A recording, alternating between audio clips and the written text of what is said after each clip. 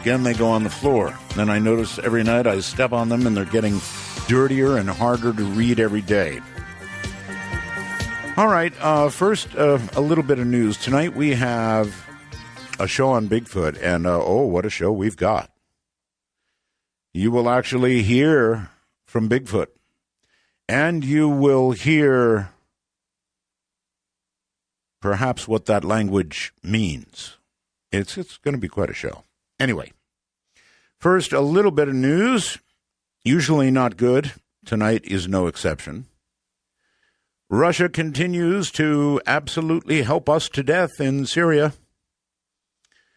They are now firing cruise missiles. You know, it looks like the typical, in fact, they showed it on CNN, it looked just like a U.S. ship firing cruise missiles. Might have been, actually. I don't know. Anyway, they are flying them, 1,500 kilometers. It's quite remarkable over Iran and Iraq, and then boom. Problem is that the boom, for the most part, is on the CIA-supported rebels that are trying to overturn the government in Syria. So the Russians continue to help us to death, and there is a problem with the fact that their jets are over Syria, because so are ours. So ours have ROEs, rules of engagement, that dictate when we get within 20 nautical miles of a Russian jet, we have to turn around and skedat. So I don't know what kind of rule that is. Crazy. I guess to prevent World War III. Now, if we shoot down a Russian jet and then they shoot down one of ours and there ends up being a dogfight over Syria, well, that could lead to something very unpleasant, I'm sure. Jerry Brown in California is getting very serious now about climate change in California. And he is going to increase the California goals for climate change, committing the state to use just renewable energy for half its electrical goals. Wow. California uses a lot of electricity. So to cover half of it with renewable is going to be quite a job, and he wants to do it by 2030. That's remarkable. Well, no, he wants 15 years. He says they will do it, and they will switch half the electrical needs in California to renewable. Wow. Good luck, Jerry. Over the pulsating beat at an exclusive nightclub, the arms smuggler made his pitch to a client. 2.5 million euros for enough radioactive cesium to contaminate several city blocks. It was earlier this year, and we're just being told about it now, of course. And the men were plotting their deal at an unlikely spot, the terrace of Cocos Drive, a dance club and sushi bar in Chisinau, the capital of Moldova. The words were, "You can make a dirty bomb," which would be perfect for this Islamic State, said the smuggler. If you have a connection with ISIS, the business will go smoothly. But the smuggler wasn't sure the client was for real, and he was right to be concerned because turned out to be an FBI guy. And, so that's that. Anyway, that's also the news, there's a little more. It's been 50 years since we humans first realized that whales use sound to communicate, right? They also use sonar to hunt, navigate, to see effectively. That's how they see in the world. So what if we call whale songs are actually sonic holograms? Wonders Chris Savia, who advises those attempting whale interspecies communication to think like a whale. Now, how do you think like a whale? Or how do you think like a Bigfoot? All right, in just a moment, we are going to bring forth a couple of experts on Bigfoot. How would that be? One of them, I guess, is a Bigfoot researcher. Would that be a good way to put it? I think it would. And the other is an interpreter of Bigfoot sounds, or, put another way, Bigfoot language. And before the night is over, I suspect you're going to actually hear Bigfoot. So if that tantalizes you, then I suggest you stay right where you are. All right, so here we go. It is a Bigfoot kind of night. First comes, behind door number 1, Ron Morehead.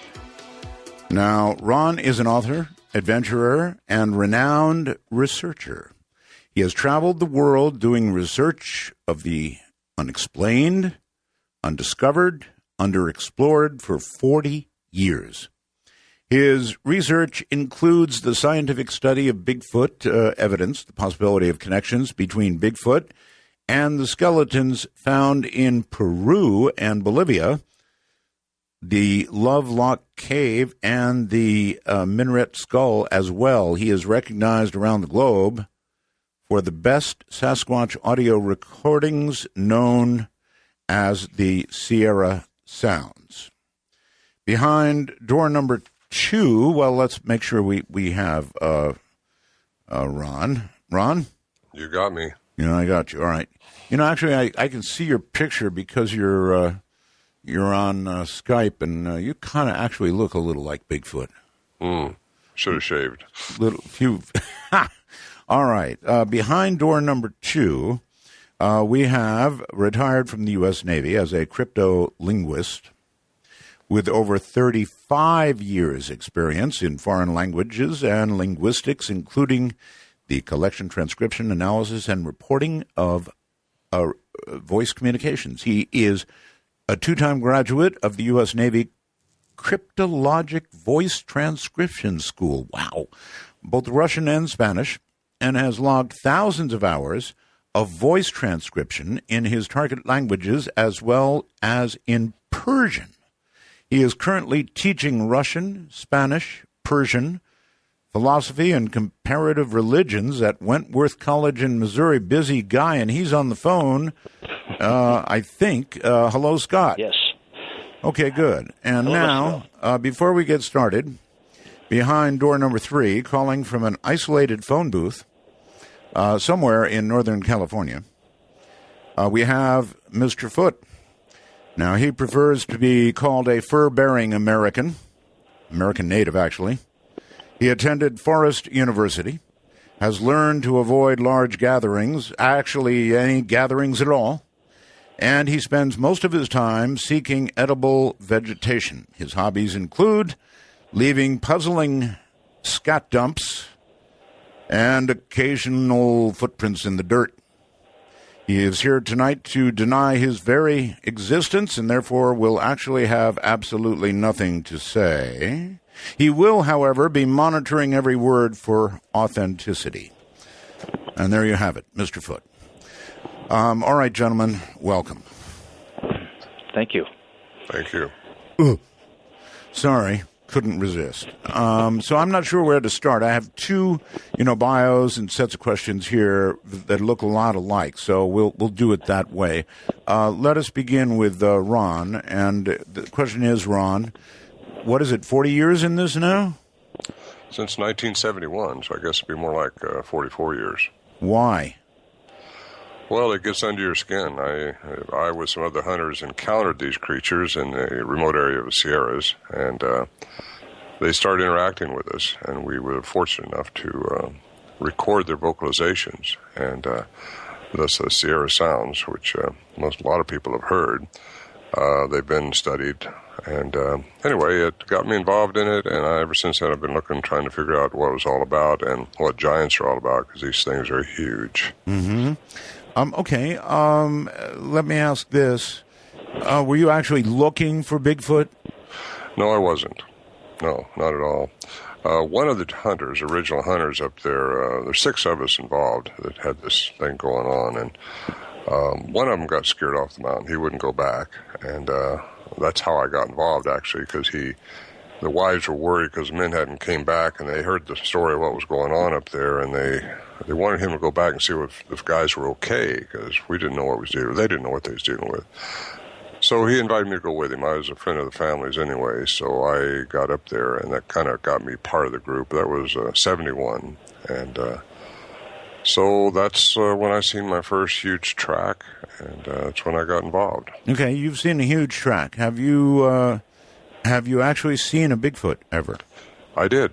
Yes, I did. Me and another gentleman one night. They're very stealthy creatures, so it's very unusual, but they did interact with us 3 years after 71, in 1974, and I got to see them, at least one of them, jumping between trees, going so fast, and at that time they were making their sounds too, so that's one of the first times you got to see what was making the sounds we had been recording. All right, and that's the final question I've got for you before I move on to Scott for a second. And how did you record? I've got, 7 sounds I'm going to be playing, I think, tonight, and I'm wondering how you got them. Well, we recorded them with cassette recorders. That's all we had in the 70s, and I had some really good quality, a really good quality portable cassette. Unfortunately, all my tapes burned up in a house fire in 76, but Al Berry, an investigative reporter that we allowed to come in 1972, recorded them also, and he fostered some studies, which we can get into later, but we all used cassettes in those days. And May I ask one more? How do you get close enough to a Bigfoot to record the sounds? And, I've heard some of them, and they're very clear. I suppose you have to amplify them and so forth, but I would think you'd need to be here pretty close to get something this good. Well, it's not something we go out and try to do. It's something they come in and just allowed it. We had the mic, or Al Berry had his mic remoted up behind our shelter about 40 feet, and they came in just close to it, and that's how he got those real clear recordings. Okay, that makes all sense in the world.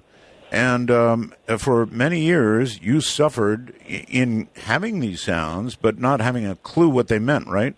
Correct. Didn't know what they meant. We thought between ourselves that they were communicating with each other, and later on trying to communicate with us. Okay. But again, we're not qualified as a linguist or anybody. A lot of people say they know what they're saying, but that doesn't mean a thing to me unless you're qualified. If you don't have the credentials behind your name, it doesn't mean anything. So right. Al Berry taught me that. He had a couple master's degree in science and also in English, and he was a writer, and he's deceased now, but he was the investigative reporter that we took in, and he said you got to have the credibility behind it. So he fostered studies and fostered the main study at the University of Wyoming, which lasted 1 year, by Professor Curlin, and that was a huge step for us because he established that the tapes were credible, that they were made at the time of recording. They weren't pre-made with a 60-cycle hum in a studio and transported up there. They were genuine. He showed that they weren't speeded up or slowed down, and all those things were important. Oh, yes. He gave that to a symposium up in British Columbia in 1978, and his report was written up into a book that they ended up publishing. So that was good, and it wasn't until our next guest, my good friend Scott Nelson, came along in 2008, and we tried, Al Berry and I tried for years to get some university that had the credibility to take these on again and tell us more, because what Curlin did was just establish the quality of the tapes, and the authenticity of the tapes were genuine. All right. All right. So now, Scott. Scott is a cryptolinguist. That's the first time I've ever heard that expression. What in the world is a cryptolinguist? Well, I had a career in the Navy as what is officially called cryptologic technician interpreter. Okay. And I was trained in the analysis and reporting and voice transcription in 2 languages, and had to learn my third language on the job, Persian. Wow. But, that's what we do for a living, is listen to the human voice on tape. Okay, so I'm not sure how the two of you actually came together, but I will ask this. When you first heard these sounds that Ron had come up with, did you immediately hear coherence in them, or did you go, oh, come on, or let me listen more closely, or what was your reaction? Well, when I first stumbled upon them with my son, and we were just kind of Googling information for a report he had to do, and I stumbled upon these sounds on a website, and upon the first run through, I heard something that I had to hear again, so I went back over it, and I went back over it, and I went back over it, and my son finally said, "Dad, snap out of it. What are you doing?" I said, "Stephen, this is not a human being on these tapes, yet they are speaking a language." And my son said, "What are you talking about, Dad? It sounds like coyotes or apes fighting." Right. I said, "I know it does, son, but there's language here. What you have to do in order to hear it is slow it down like Dad used to do in the Navy." So I said, "We've got to get a hold of these tapes." So through a little bit of detective work, I got a hold of Ron, and within several days, Ron had all three of the tapes to me. And you listened to them for how long before you began to realize that you were actually hearing a language? Oh, I could tell right away. Really? I could tell right away. Oh, yeah. Absolutely. And I think it was probably because of how many hundreds into the thousands of hours I spent listening to the human voice on tape, speeding the tapes up, slowing them down. Sure. Just hearing, that's why I immediately recognized, even with the rapid delivery that these vocalizations are given at, I could tell that if you slowed them down, you would hear articulated phonemes exactly like humans do. All right. I know I'm getting way ahead of myself, but the next question for you is, if you recognize it as a language, can you then give meaning to what we're going to hear? No, not yet. Not in a translation. We're way ahead of ourselves. I would imagine. Okay, given Given's got more examples, or even many examples of sounds. Yes. Would that give you the key you need, or the mass you need to decipher? We would hope. Yes, we would hope that eventually we would be able to decipher. But our greatest hope would be to actually eventually sit down and have a conversation, because that's really the only way to truly verify the meaning of what we would call words, sentences, etc., is to sit down with the speaker and to verify the meanings of each and every morpheme. All so right. Yeah, we're way ahead of ourselves there. I would assume yes, you would have to. You would need to, for example, observe a Bigfoot. Even if you didn't have a conversation with him, you would observe him doing something, and there would be a sound attached to that something, and you would slowly begin to put meanings together, or what? Right. Yes, that would work. Okay. That would work. Well, extended observation of a Bigfoot, Ron, I take it, is not likely anytime soon. Extended observation? Yes. Well, Scott and I have been up there. We're trying to get more. We were trying to get more cooperative sounds for him, but they're very elusive and they're very, sensitive to the human exploitation of them. And it just hasn't worked out yet that we're able to record them again. Sometimes you'll hear them, but you're not walking around with your recorder on all the time, and it's just it's a battle. Or I shouldn't say a battle. It's just a ongoing quest, I guess, to get that. But that hasn't been what I've been trying to do so much. That's what Scott, I think, has been wanting to do. We've spent quite a bit of time up there, 2009 on to 2011, I guess it was. But it's never able to capture the sounds that, like we did in the 70s. I've heard them, he may have also, but But again, you're not running around with your tape recorder on all the time. And just, I don't know, these things are, there's an enigma associated with these, which we can get into, but I think they're a lot more intelligent than what we gave them credit for in the 70s.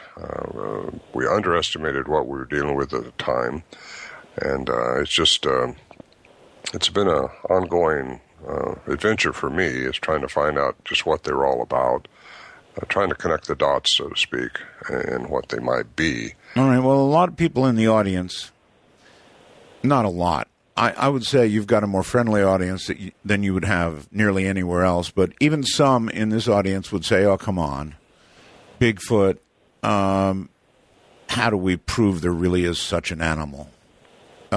Such a mammal? I guess he would be a mammal, certainly. So, best evidence. Either one of you. The best evidence is the sounds we have. First of all, I don't try to prove that to anybody, because the facts are going to present and prove themselves. The Patterson film of 1967 is pretty much accepted now. A lot of people have tried to debunk it and all, but I know Bob Gimlin quite well, who was there, and I just believe he's a trustworthy person in my eyes. And our sounds, because the Patterson film shows the animal walking across a place in Bluff Creek, but our sounds kind of give you more of an insight into the nature of these creatures. And as you can see, or as you will see when we play the sounds, that they go from a very antagonistic sound, which I think they were trying to scare us out, into a more of a communicative type attitude. Actually, that was the next thing I was going to ask Scott, and that is, if you cannot translate for us what we're going to hear, and obviously you cannot, can you, no matter what language you're speaking, there are certain things that come through, certain emotions that come through. Of course. Right? And that absolutely. You can speak to, I take it. Oh, absolutely. You can hear all of virtually all of the emotions with both the Berry tape and the Morehead tape together. You can hear the whole spectrum of emotions from one point where it even sounds like one of them is making a joke and laughing at his own joke. Really? Oh, yes. Oh, yeah. And then you've got aggression, you've got anger, you've got concern, you've got inquiry inflection, you've got response inflection, you name it. You've got virtually all of the characteristics of human language are evident in the Berry Morehead tapes. Okay. Let me try this question. We'll get to sounds after the break at the bottom of the hour, but I had a lady on recently who has been living with, she claims, Bigfoot for quite some time in her area. I guess he picked, this is down in East Texas, actually. And she swore that she once saw a Bigfoot wearing a human shirt, trying to wear a human shirt. Is there any chance that could be true, that a Bigfoot would choose to try that after observing humans? Well, that's a good cry. I don't think any of ours wore clothes up there, but it's possible. I've heard those stories before that, the smaller ones might try to emulate some clothes on. I've had that question asked of me before. It's just, it seems very unusual, or maybe they're just they toy with humans. I think they think that we think we're smarter than them, and we do, but we're not. In my opinion, these things are out there, and there's a higher connection than most people want to give credit for them. Well, pretty much we're looking for them pretty hard, even with infrared, down-looking infrared, whatever, heat signature stuff, and we don't find the Bigfoot. So maybe they are smarter than us because they successfully stay away from us, right? That's right. All right. You two hold tight. We'll come back to you after the break. Pretty good one. You can go get coffee or... Dark Matter Network News. I'm Amy Martin. Authorities in Moldova have arrested smugglers attempting to sell cesium-135 to terrorists in the Middle East. According to the Associated Press, the next exchange had been meant to supply Islamic State extremists with enough radioactive materials to construct a dirty bomb. AP has uncovered numerous instances in recent years in the former Soviet state where members of criminal networks in Moldova were caught attempting to exchange the radioactive materials. In an undercover tape, Moldovan authorities reveal a smuggler who states, "They could make one of those dirty ones, you know. Make a dirty bomb if you've heard of such things. The level of radiation is high, and these explosions spread material over a territory. It's bad for the health. That's the method." Moldovan authorities still note that the threat of a device is still very real, stating, "Until we know where the substances seized in Europe came from and where they were going to, only then will we be able to say for sure that the danger is no longer present." A recently discovered human ancestor may have used primitive tools and walked much like a human. Homo naledi, discovered in a South African cave, also participated in complex burial practices. According to anthropologist Jeremy De Silva, our science has known for decades that upright walking, bipedalism, preceded brain enlargement over the course of human evolution. But never before has it been so obvious.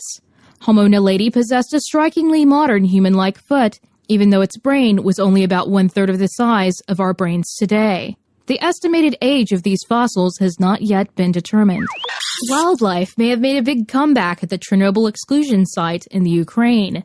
Elk, deer, and wild boar within the Belarusian part of the exclusion zone have been found to be biologically similar to wildlife in 4 other uncontaminated nature reserves in nearby regions. Wolf numbers are now 7 times higher in the zone than in other comparable areas. The wildlife are thought to be thriving from the absence of agriculture, forestry, and hunting. The area is still deemed unsafe for human habitation.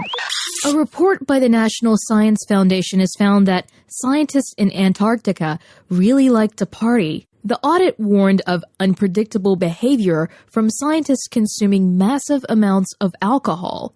According to the report, intoxication led to fights, indecent exposure, and employees arriving to work under the influence. 75% of disciplinary incidents reported were related to misuse of substances. While McMurdo Base has 3 bars and alcohol may be purchased at the Amundsen Scott South Pole Station, it is illegal to partake in spirits during working hours. The new report may lead to mandatory breathalyzer tests for employees in the near future.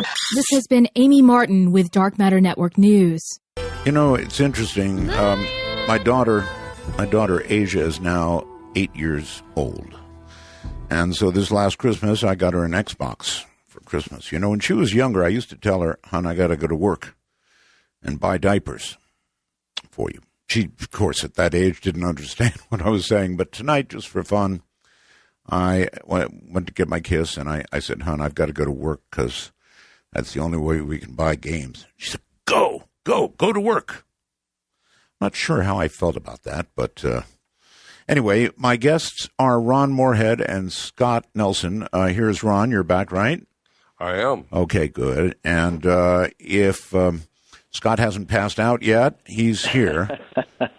Yes, I am. Okay, Scott, unfortunately, is in a room full of big servers making noise in the background. So we actually made him take his sock off and put it over the phone.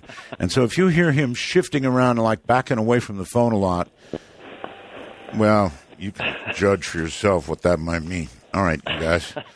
So we actually have Bigfoot sounds. All kidding aside, you don't often get a crypto-linguist on the air, along with a Bigfoot researcher with sounds to actually talk about them. That's pretty cool. I would obviously like to play one. I guess we would call this number 1.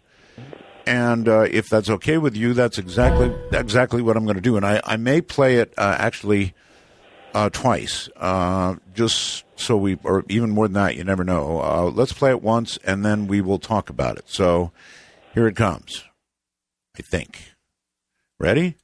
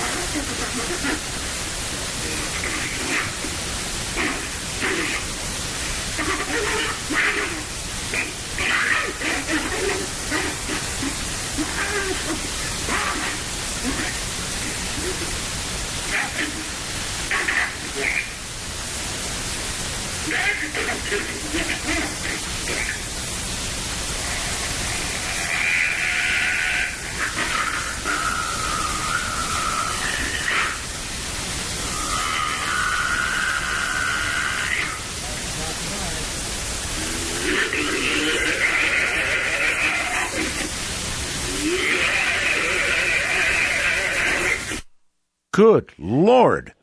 I had no idea what was coming. Holy mackerel, guys. I don't know what to say about that. My God. All right. So I don't know anything about it. I've got the experts. Ron, if you would please, that particular recording, good heavens, where did that come from? Our Sierra camp, 8 miles in the wilderness of the Sierra Nevada mountains. We were recording these creatures. It was pretty intimidating to start with there, and as you might have guessed, these things are pretty close to us too, right outside our shelter quite often. And anyway, if I heard that was clear, and it was, plenty ambiguous, I guess, but very, very clear, and it sounded like it was very, very close. And if I was there recording that, it would scare the hell out of me. Well, that's how I got involved. One of the guys wouldn't go back up there. Don't blame him. He wouldn't go back by himself, I should say, and he hadn't been back since that I know of. Don't blame him. Pretty frightening. Very religious man. He didn't know where to put this with his religious structure because it just didn't fit in his paradigm. But I don't have much of a religious structure, and I don't know where to put it, and I'd be running. So, I am. God.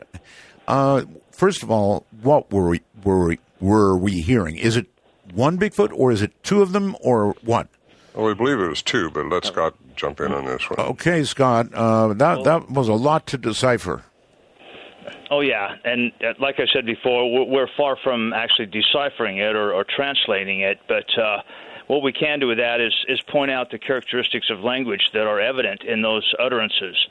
And what you have there is obviously a male. And when you slow it down, you can really hear it. You don't have to be a PhD in linguistics specialist to hear the language. All right, that is not slowed down. I'm sorry to interrupt. That is regular speed, right? Yes. Okay. Yes. Okay. But when you slow it down, especially, if you listen to it long enough, even the layman can hear that you have a female and a male having discourse, conversational turns where they take turns in speaking to each other. I agree. So you listen to it enough, you can hear it even at real time. You don't have to slow it down. But slowing it down makes it very evident to anybody that's ever sat through our presentation and listened to it, walks away knowing that they're listening to a language. I've got to agree. It sounded like a language to me. By the way, years ago we had a human sound expert listen to it, a very qualified person, and she said the female won that argument. Just want to throw that out. So in other words, the worlds are similar in some ways. Yes, they are. We're going to listen to this again, and Scott, as we do listen again, what should we be listening for to try and make a little sense out of this? I mean, not that we'll understand it, but I mean, is it a fight? It sounds like that to us. It sounds like that they're at least in a higher state of agitation.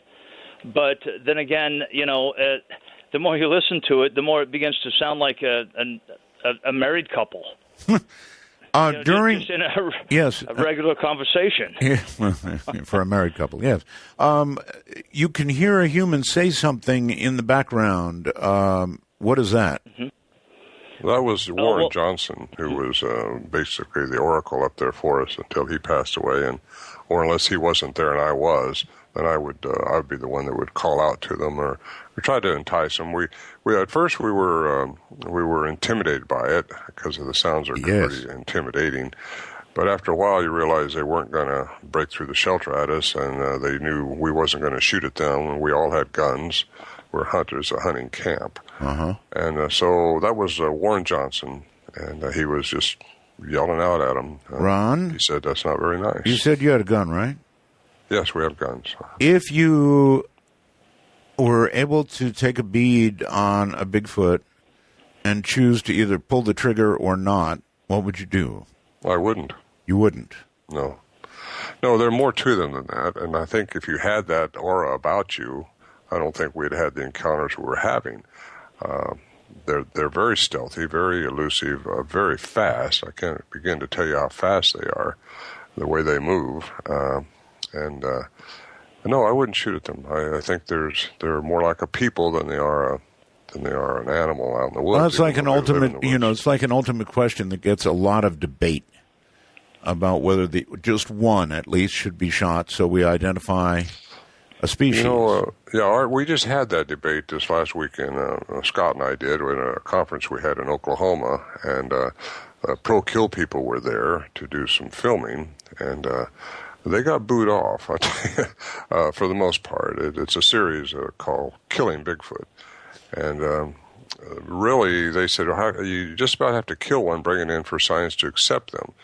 And I said, no, you don't. There's so much anecdotal evidence now and you got DNA. There's all kinds of things that you can pull out of the wind now or pull out.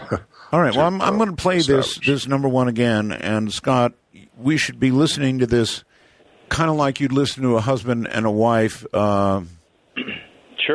Possibly in a minor dispute. I guess I'll put it that way. Okay, here we go.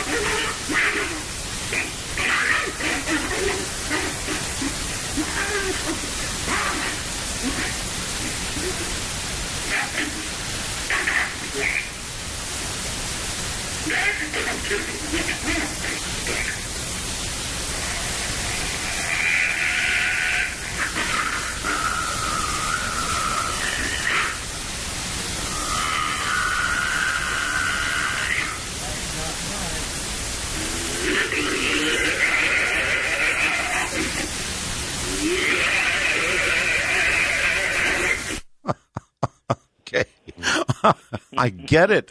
It does sound like she won, and he wasn't real happy about it. He was sort of walking away grumbling. We kind of think, Art, that they were maybe having a confrontation over some food we left out. Oh, that could be it. Originally, we thought the sounds were towards us. The aggression was towards us, and they could have been towards us, but we were leaving food out, our leftovers. That's what originally got them started coming in. It's a family of them up there in the Sierras. What did you leave for them? Originally we were leaving Spam. We'd fry Spam and leave it out. But whatever food we took in, they would take. And anywhere from, if we took canned stew up there on our mules or something, we would use that. Whatever we had out is what they would generally take. Until one time we left some rotten meat out, basically. At that time we thought they'd eat about anything like a bear would. But right. We had just dug a hole earlier that summer and had some fresh mound of dirt. And left that bad meat out, and they took it and buried it under that dirt. And I have a picture of this, a big handprint over that mound, and underneath that handprint was the meat that we'd left out. I see. I didn't think too much of that. Yeah, apparently not. Scott, if you had the opportunity to go along with Ron up into the deep woods where you're liable to encounter these creatures, would you go or would you wait for the tape? I've gone, actually, me and my son, Stephen, have gone up several times with Ron. Really? And several times Ron and I have gone up by ourselves. We've had quite a few interesting adventures, you could say. Any of them involving Bigfoot? Yes, a few. We had some. We've had things thrown at us. We've had strange sounds around the camp. Ron heard a morphine stream in the middle of the night, which we were unable to record. Oh yeah, there's a lot of activity up there. I have a very famous a Bigfoot scream that Linda Moulton Howe recorded. I'm sure you guys have heard it, right? Hmm?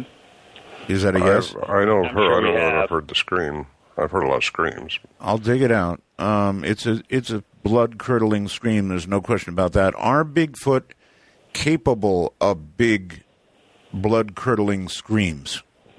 I believe so. Yes. Oh, I'm quite certain they're just from the evidence that we have to assume that their lungs are just massive. The resonance of their utterances is just off the scale. Mm-hmm. Do you have a measurement of the biggest? Well, I don't want to say the biggest Bigfoot, but the average height of a Bigfoot. Is there any way to make a guess at that?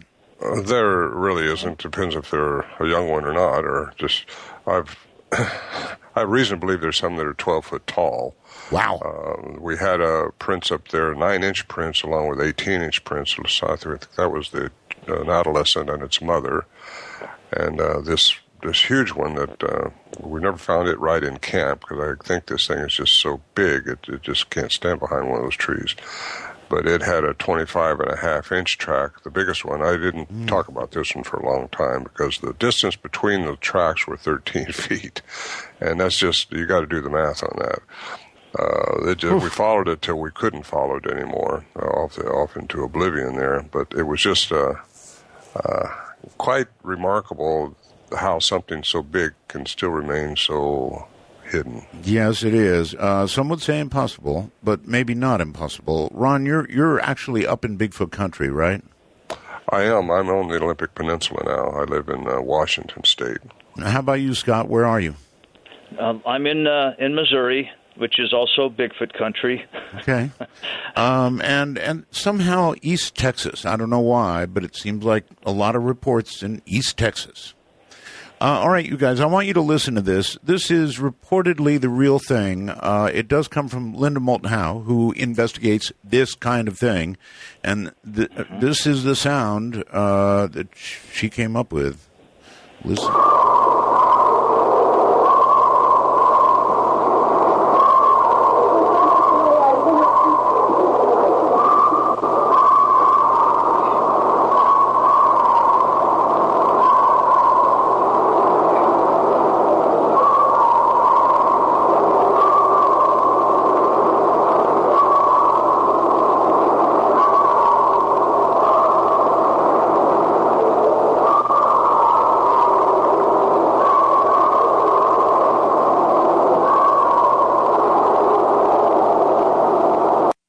There you have it.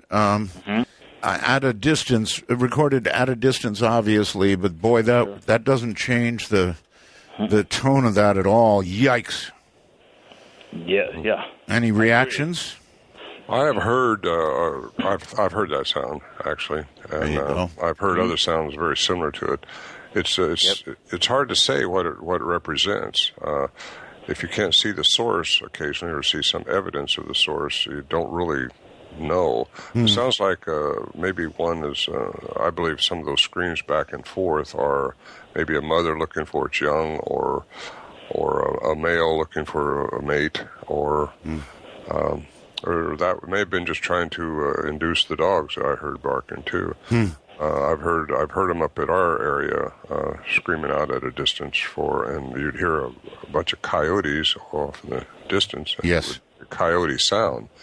As Scott mentioned a few minutes ago, the one thing they don't hide is the amplitude. And the sheer volume in which they can speak will blow your head off just about. Yes. It's so loud, especially when they're close to you. Now, my comment would be whatever it represents, I don't want to see it. Now, Scott, listening to that, after hearing other sounds of Bigfoot, what do you think? Well, the resonance is certainly consistent with the Sierra creatures. It sounds legitimate to me. Right. I've heard, again, like Ron, I've heard similar sounds like that, and I didn't hear anything that would be linguistic in that. No. But it sounds like the same creature to me. Would you say not linguistic, surely, but is that indicative of excitement, pain, mating? Oh, what? Yeah, of course. Well, you never know. You never know. It could even be indicative of some ritual. A ritual? Oh, sure. It could be some. Well, like Ron said, it could be some mating ritual. It could be some other ritual. Could be the conclusion of the mating ritual. Yeah. Sheesh. That's one reason you don't want to mimic these sounds, because you don't know what they're saying. They might be looking for a mate. Any of you outside right now playing this radio into the darkness, think about what you're doing. I have a lot of people wanting to blast these sounds, and I don't suggest that at all, because we don't know what they do mean, and again, or what it might bring. It might bring them something they don't want. That's right. Northern California, obviously, with the big trees and everything, but what other big hotspots are there, in your opinion? Me? This is a hotspot on the Olympic Peninsula. I'm involved in the Olympic project here somewhat, and they have a lot of stuff going on there. I've met other people here. You just put the word out that you're involved in Bigfoot, and it seems like people start coming to you. Right. Yeah, well, I saw one here, and da-da-da. And I've had officials come to me, actually sheriffs and outside forestry workers, and they see them, and it happens a lot. It's happening all over, it seems like. Gentlemen, hold tight. A lot to do on the show. Ron Morehead, who is a author, adventurer, and renowned researcher, Bigfoot researcher, is with us, as well as Scott Nelson, who is, believe it or not, a crypto-linguist. This guy has a lot of experience with the U.S. Navy. Went to the U.S. Navy's cryptologic voice transcription school, Russian and Spanish, and on and on and on. Knows about language and says that's what we're hearing here is language, right? Yeah, absolutely. Somebody comments on my computer. I call it the wormhole. They send messages. He said, yep, like most couples, I think the wife was doing most of the talking. So, reaction we got. So let us move on to yet another recording. And I guess, were most of these recorded at the same place, or these are all different? All these were recorded at the very same camp. Some of them were months apart, some were years apart. This went on from 71 through 76. Interesting. What about, is it harder to get these kind of sounds in the modern day than it was then? Oh, yes. It seems like it is. At least it has been for me. I really sometimes go up there without a recorder. I want to find out more about them now, and because I think they are tuned into human exploitation, I try to just go up there simple, let them create the action if there's going to be any. Right. You can't be the antagonistic up there. You got to let them be the aggressor. If they're going to interact with you, they will. And if they're not, they seems like they choose who they want to interact with. So getting more sounds has just been very difficult. But I know they're there. All right. Well, I'm going to play this next one, and then again we'll talk about it and come back and then perhaps play it yet again. Here we go. I think.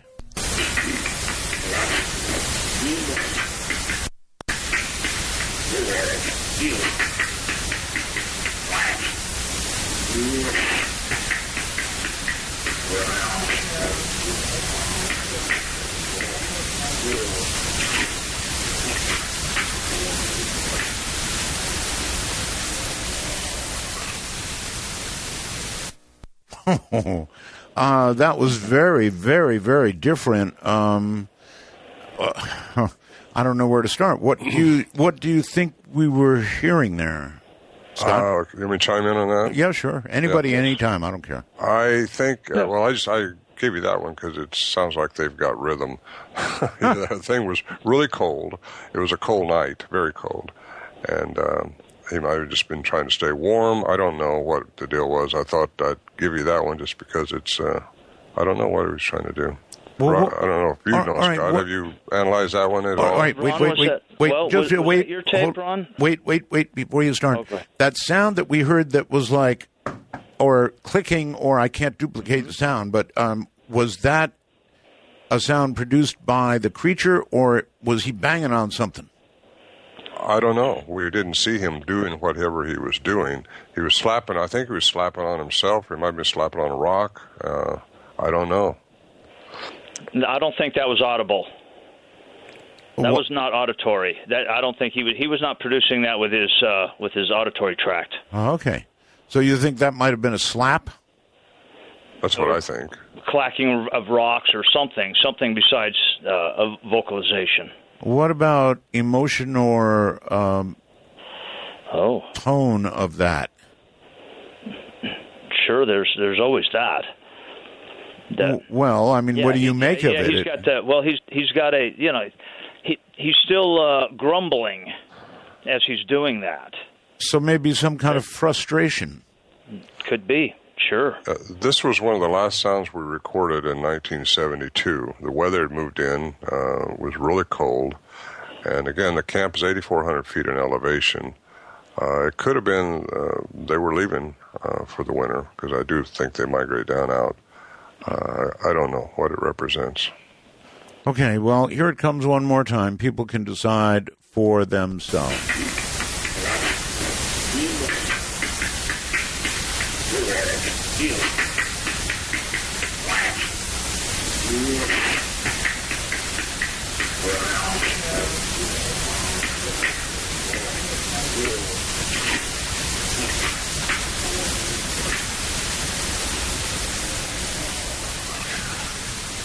That is a good recording, though. Really a good recording.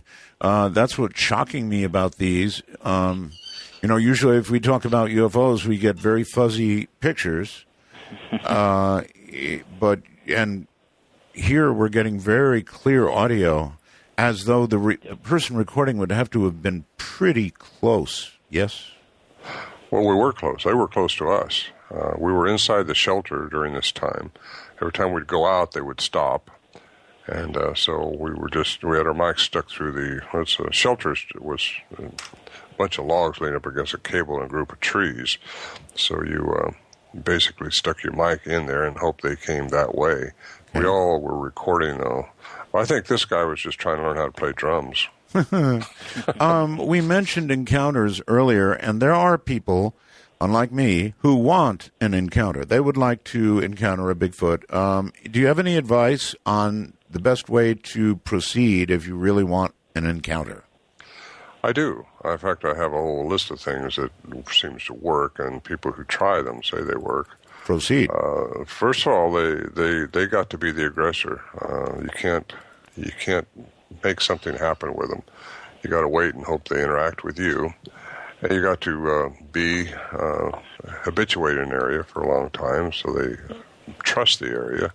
Let me get my list out here. I can be better at it. That sounds right. I mean, I'm thinking back to the lady. Be sincere, be sober, so you know what's going on. Take notes, get a relaxed atmosphere, and just have fun. If they start clacking rocks or doing something out around you, and you think it's them because you're in a hot spot, because there are hot spots, and just relax and don't try to shine lights. Whatever you do, don't shine a flashlight out there. Why? They will leave in a heartbeat. Okay. And just, I got a lot of tips on my website, bigfootsounds.com. And if they want an interaction, but when we get through this tonight, they may not want the interaction they think they want now. I have some sobering things that I believe that you may not want the interaction. All right, well, here's a question for you, both actually. Mm-hmm. They are so rare. They are so hard to find.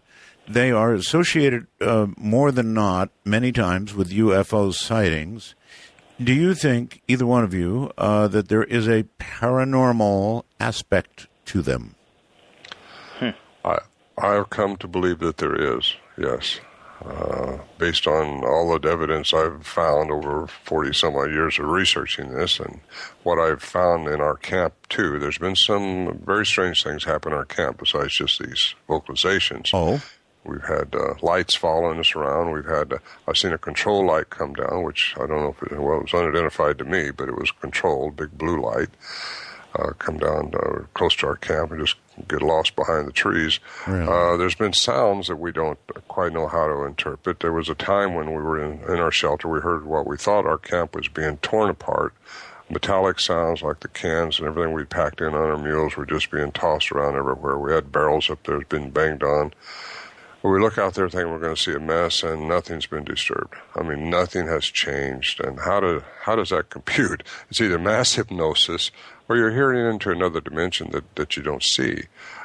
Something, I guess you can call it paranormal, because that certainly wasn't normal. And there's been in the daytime, you hear a big tuning fork sound, like there's a huge spaceship right over your head, but you're not seeing anything, but you hear it.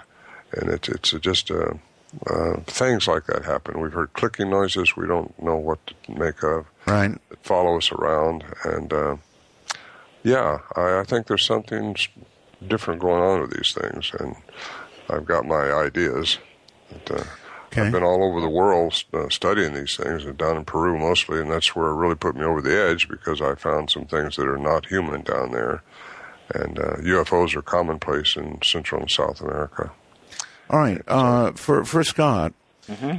Yes. Scott, what is this that in your mind, after all your study, absolutely makes this a language? What parts of it say this is a language?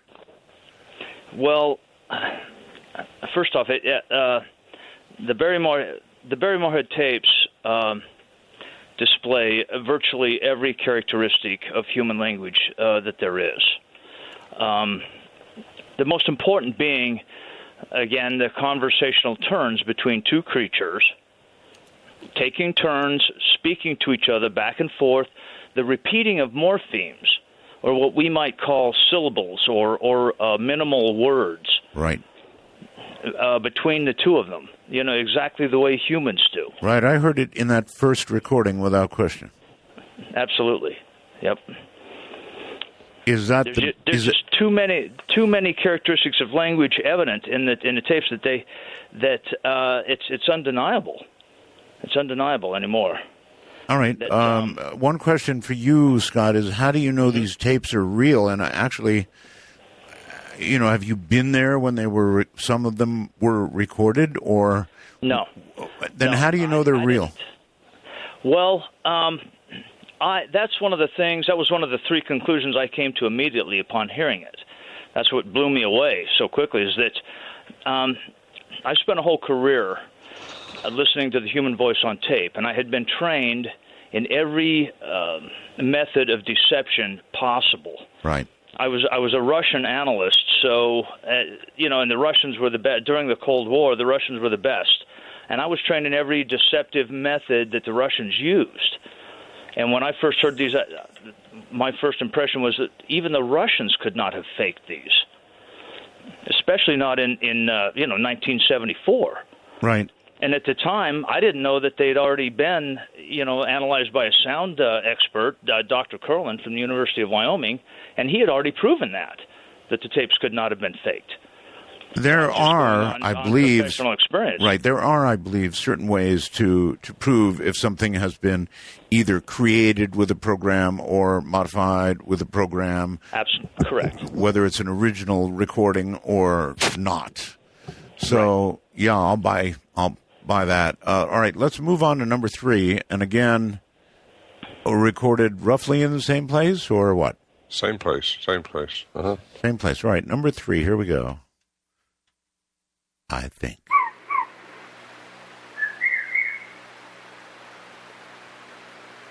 Come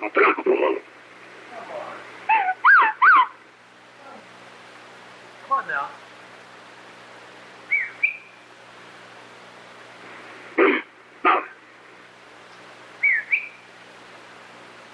Wow. Pretty cool. Very different. Very cool. So that was kind of almost a whistle? It was a whistle. Yeah, that was one of the first exchanges we actually had. That was Warren Johnson whistling back to it. Okay. We found out that whistling, actually, they do is done through the vocal cavity. It wasn't done through the lips like we normally whistle. So that was kind of unique. That's why I sent you that one. And anyway, it was just one of the first exchanges we actually had, which I recorded. And I thought, how do I know the difference between the Bigfoot whistle and, did you say Warren? Warren Johnson, yeah, he's yes. the one that whistled. Well, I can hear it. I don't know if you can. It's kind of a background whistle back, but it sounds like a human whistle. That's why I'm playing them twice, because or through the vocal cavity, according to Dr. Curlin. Gotcha. Again, here it comes again, and that's why, because I want you to listen to what's Warren and what's Bigfoot. Here we go.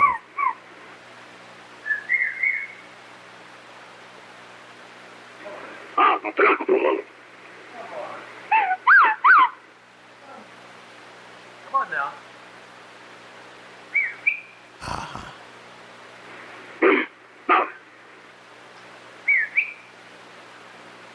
Okay, that time I could go Warren, Bigfoot, easily. Yep. Got it. Got it. So is whistling, it's a form of communication, obviously, but I mean, it's part of their language, Scott? Well, we don't know yet. It's certainly not language articulated in the same way that humans do, which most of their utterances are. But we don't know. I mean, certainly humans communicate with whistles as well. But yes, they do. Not linguistically. I mean, not articulated, by the same apparatus that we do. Yes. Yeah. We do communicate with whistles, it's true. Sure. They seem to have a very, very flexible vocal cavity, a vocal range. Dr. Curlin's report showed their range. They can go above, in, and below what a human can do, which gives the suggestion they can mimic almost any forest animal if they wanted to. And I know I've heard an 800-pound owl up there one time, and I never saw an 800-pound owl. Now, Sasquatch lives at least, I don't want to say near humans, but frequently around humans. And so you have to wonder if their language, such as it is, has been affected in any way by what they've heard from human beings. You want me to take that, Ron? Yeah, you're the expert on that. Yeah, we'd have to assume that they are influenced by other languages the same way that humans are. That and especially because virtually all Bigfoot researchers believe that they are so observant and so elusive that they are able to hide. They could keep themselves hidden and be very observant of our languages, and it would serve them very well to know specific words that humans use, right? Like food and guns, right? And hunt or whatever. You would think that they would make it their business to figure out what we mean by specific morpheme streams. Do you think, going back to Ron for a second, Ron, that these are creatures that were here long before man, or do you think these are creatures that have always been? I don't know how to ask the question. How long have they been around? I have no idea. I don't know. Good answer. If you don't know, say I don't know. I don't know. Yeah, that's better. Is there any indication that they are getting either closer to contact with humans or moving away from it more and more? They're multiplying. I'm quite sure of that. They don't need protection like a lot of people think. We got to kill one so you can protect them. That's ridiculous. If anything, we need protection. But they are multiplying. There are small ones being seen. What they are and why they're here, because they still stay hidden from man. They don't come out and expose themselves to humans. unless it's by accident. And Right. They're bigger, stronger, very stealthy. They're cognizant beings, and at least the ones I dealt with are cognizant, and that tells me something. They have language. Why are they here? And what are they doing? Why are they holding back? If they could trust anybody, they should be able to trust me. I've never threatened them. I've been up there, and and had them around me, and yet they won't come out and shake my hand or tell me more about them, so I can discuss this with the world like I'm doing now. I just want to know more, and I think I'm learning more as I go. I hope to, anyway. All right, well, none of us know everything. All right, that's right. Here's one for you. We've discussed this on the show recently about whether, for example, a human being, do you have the ability to know when somebody is staring at you? You probably think you do, but I had someone tell me, a doctor, the other night, that you don't. I disagree with that. I think that you do know when somebody's staring at you. And moreover, I also think you know when a threat is close to you, unless you're really dense and you've been playing too many computer games and you're so out of touch with the world that you don't feel it. But, you know, there's this thing with the hunter, and sort of just before the trigger gets squeezed or the bow and the arrow lets go, the buck suddenly raises up and knows something's about to happen. So what do you think? I think it's a process called quantum entanglement, and I seriously, that's my term for it. I think within every human being, we have the ability to perceive things, and that's through the pineal gland. And if it can catch the vibration, if you can communicate with each other that way, telepathically, I think animals sense things like that. And I believe what you're saying, that an animal can, if you entangle it, and these things can entangle you. There's creatures, these Bigfoot creatures. I've been entangled by them, paralyzed basically, and not out of fear. Just basically could not move. Me and Warren Johnson.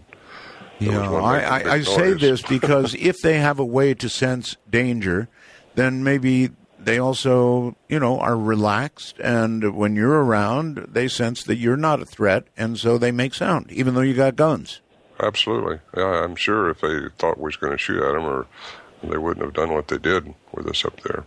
And I don't know why they did. I don't know why we were chosen. We didn't realize how unique what we had going on was at the time. We just thought we were having fun with it, basically. And you might be able to tell that from some of the interactions we've had. But Al Berry, the investigative reporter that went in 1972 and recorded some of these sounds you're hearing, he was doing a job. He thought it was a hoax at first. He couldn't believe the story. And he interviewed us all. We finally agreed to let him go in. And he was looking for a hoax for so long. I didn't even know it. I thought he was up there as part of the group. But he was going through our bags when we were out walking around. He was trying to find a hoax. Couldn't believe it. What kind of story did he write? Well, he wrote a book, a Bantam book in 1978, I think it was, 76 it was, about our up there. And he ended up believing it inside, but still the science in him wanted to not believe it because of the strangeness that was going on around. How could these things not leave more evidence besides their tracks? We had a man go up there, a wildlife biologist, to do a Flora study, just at the suggestion of a scientist, to see if there was any evidence of any nails in a tree or speaker wires in the ground or anything like that. And we stayed up there 3 days, he and I did, and he did a thorough research. I wrote about this in my book, Voices in the Wilderness, and I give his report in there, at least in part, because I didn't want to give away the location.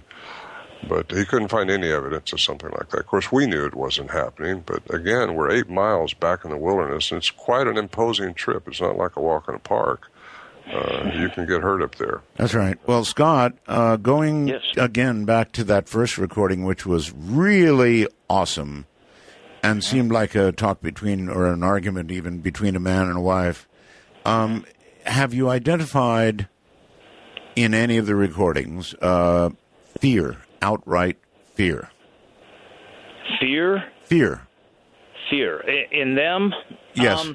In the creatures, not that I would have made a notation of.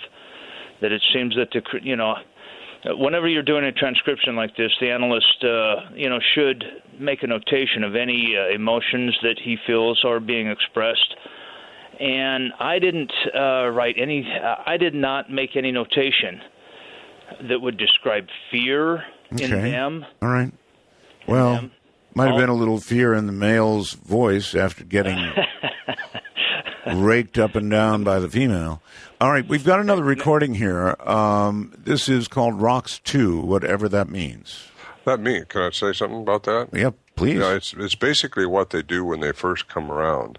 They will crack rocks, they will whoop, they will make sounds like that to, I think, as a code to another one. Again, if the people who are wanting the encounter just sit still, they will come closer and do more. Okay. This is the sound you hear, the big cracks and the rhythmic rock popping, basically, that they announce themselves with a lot of times. Right. If I hear the sound of cracking rocks, I'm gone real quickly, because whatever can crack rocks can certainly do something like that to skulls. Here we go. Listen carefully. I would absolutely scare something like that.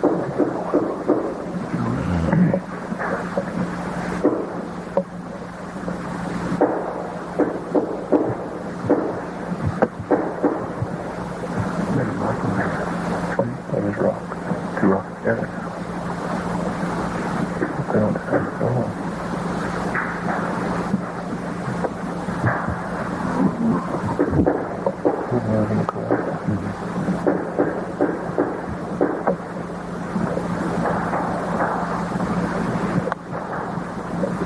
Wow. Actively cracking rocks. Holy moly. I don't know what to say about that. It sounded like big rocks, too. I might say this. The man we took up there, Joe Hauser, who is outside, he's a survivalist, he's a wildlife biologist, very qualified. And he found a batch of rocks over behind a huge outcropping that were not indigenous to the area. There was a pile of rocks, which I had never noticed before. None of us had. And they were brought from the river way down below, 8 miles trek. No one hauls rocks up there, believe me, but they were not from there. And we've often wondered were those rocks that they were pounding together that night. Yeah. Holy moly. I guess, Scott, in that, not a lot for you to decipher, huh? No, unless, that we have to assume that there's some meaning in there's some purpose as to why they would clack the rocks in that way. So there has to be some meaning, but not necessarily linguistic. Well, communicative possibly, but not linguistic. Absolutely. Yes. Right. Yeah, right. What about you, Ron? Any guesses about what rock cracking might mean? I think it's a code. They're talking to each other or without vocalizations. They're sending messages to each other, because they'll do that also with whooping sounds, that'll be the next one you play probably. Right. But the whooping sounds have different intonations, and they're not meant directed at the humans that are present, I don't believe. And they are meant to some type of a signal to another one. And it isn't until they get past that stage that they start making their sound. Okay, in this rock cracking audio that we have, is it one creature you believe cracking these rocks, or is it a are we hearing a communication back and forth? Are there two creatures involved? You're hearing two. There was two. There was back and forth. They were from different directions. I recorded that night, and that's the night I actually got to see one. And you'd have one over here and then another one a couple hundred feet away. And they were either hitting rocks or banging wood. Were they covered in fur? Well, it was... The one you saw, I'm sorry. Well, I'd call it hair, but... Hair.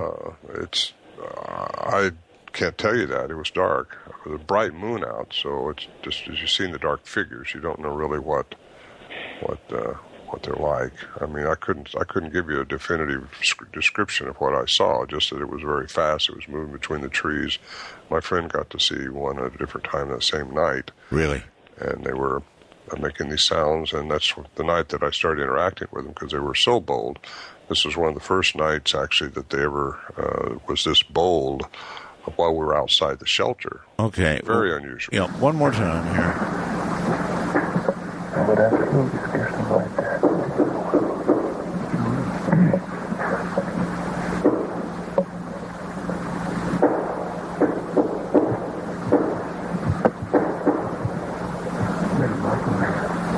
That is rock. Two rocks together. They don't stand still.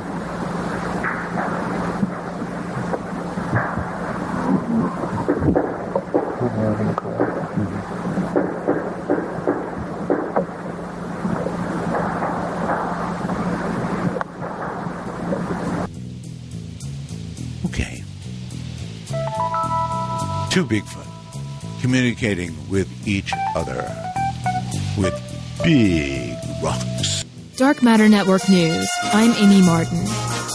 An anti-drone death ray will be up for sale soon. The device, which can dynamically identify UAVs and lock onto targets detected in a specified no-fly zone, features a directional antenna which effectively shoots down the drones through signal jamming radio interference.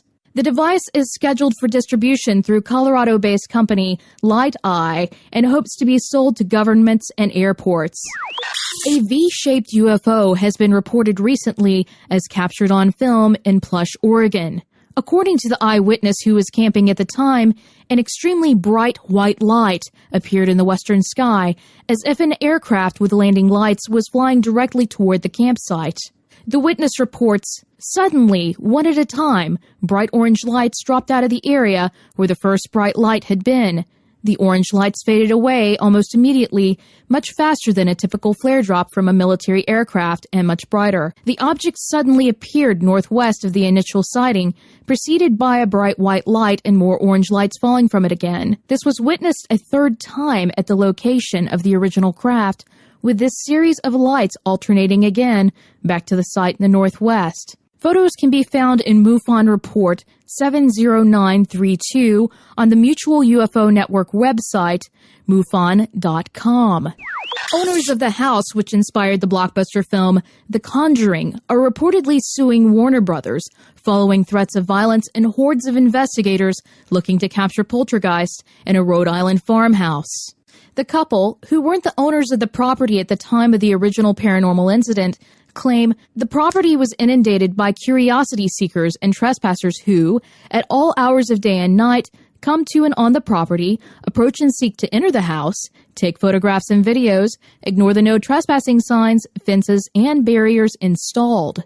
The movie itself chronicles the real-life memoirs of Ed and Lorraine Warren, the paranormal investigators made famous by the Amityville horror incident, also founded the oldest ghost hunting group in New England in 1952. The sequel to The Conjuring, scheduled to debut in 2016, will feature the Enfield poltergeist incident, also made famous by the Warrens, though many still consider the original incident to be a hoax.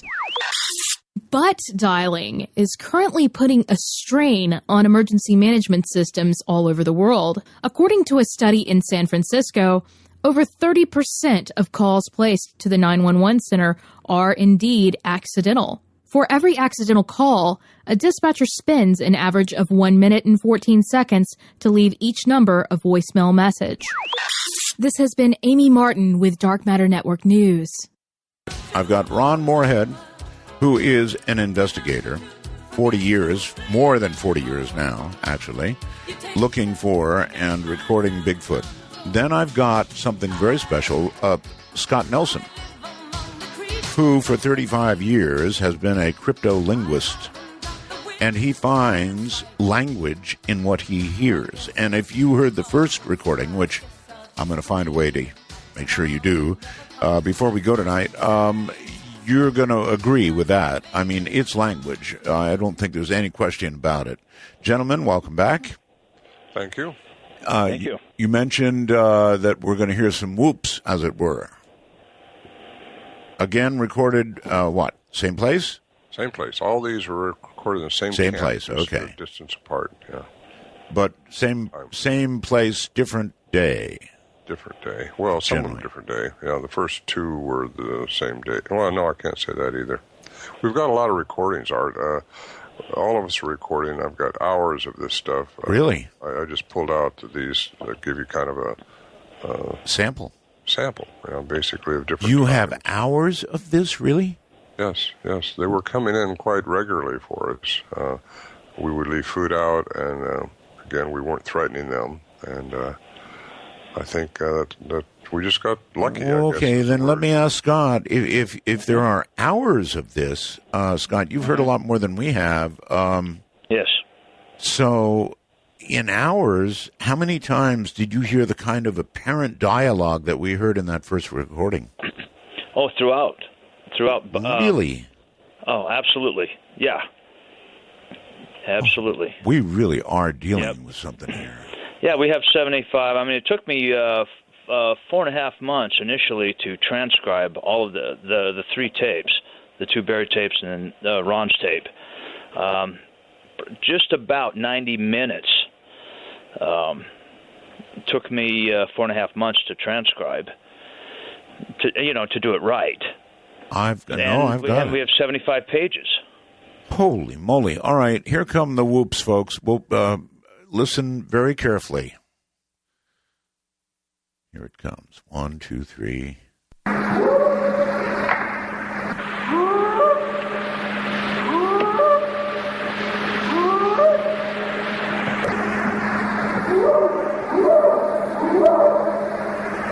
Ooh, good one. Is that 2 separate creatures, I presume, or I think? It was a night when there were 3 of them in camp. 3? 3 creatures, yeah. And so we had a lot of whoops that night. It was right after the rock popping, actually, that you heard last session we had here. But the whooping was, I think, between a couple of them, back and forth, and different intonations. I got different whoops than just those, but those are 2 kind of unique. I thought they were good. Scott, any emotion that you can attach to whoops? I mean, is it a way of one attracting or another, or just letting you know I'm here, or what do you think? I would assume that it was something like that. I would assume it's something locational or something like that.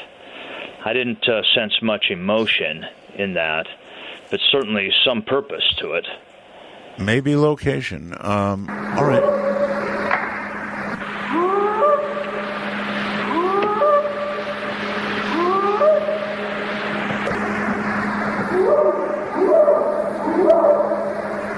Huh. Almost sounds like sonar blips. It almost does, huh?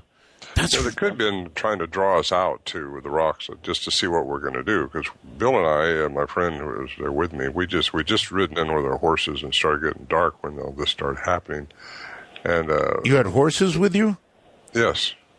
I'm curious. How did the horses react to these sounds? They were paralyzed, just frozen. They don't scuttle or nothing. They just stand there still. Their ears are pointed right out towards where these sounds are coming from. I bet.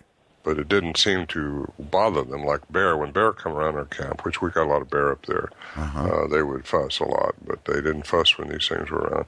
In fact, when we'd go out, sometimes we'd go out walking in the daytime, just hiking or something, and a horse would leave our horses there, and we'd come back and find some big Bigfoot prints around our horses where they came in and examined our horses.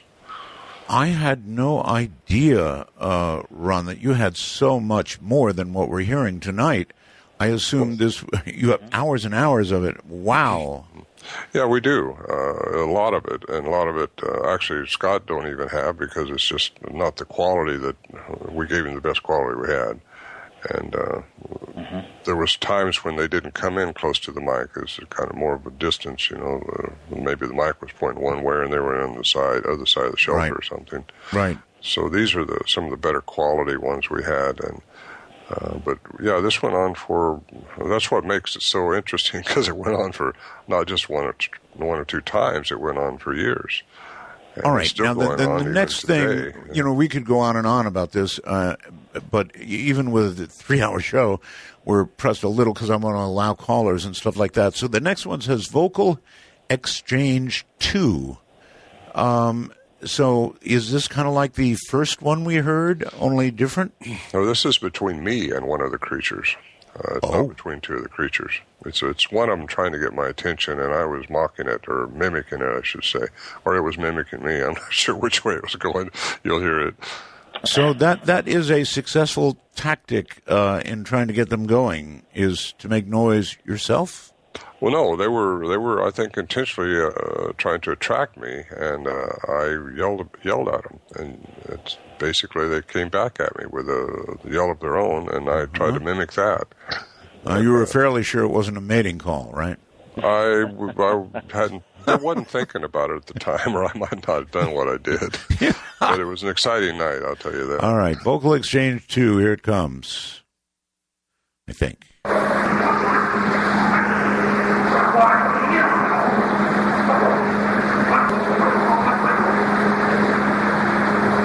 are you trying to talk to this?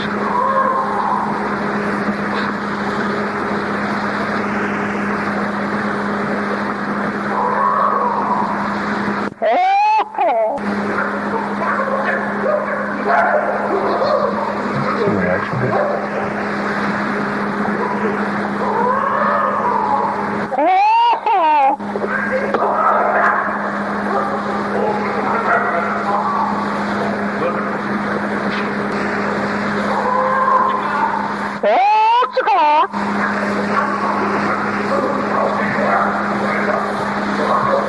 I like the laughing now.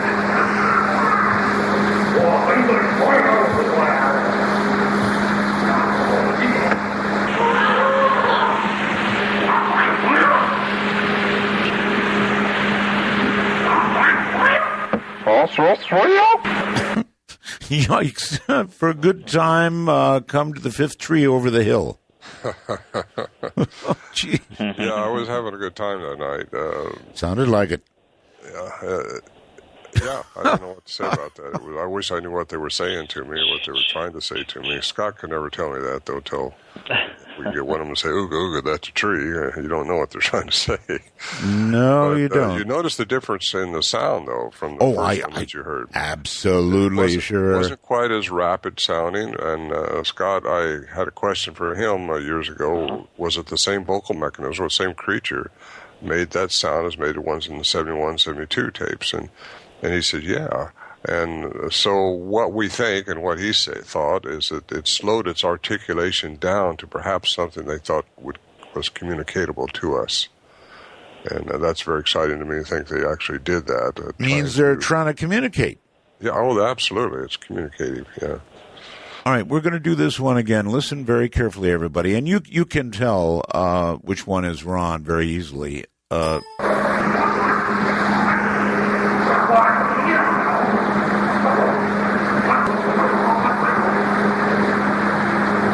What are you trying to talk to this?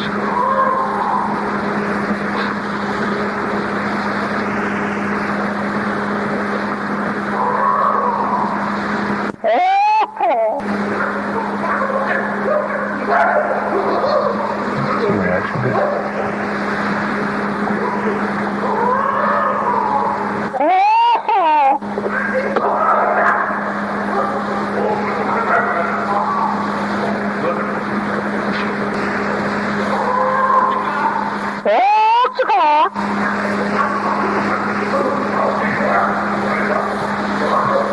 I like the laughing now.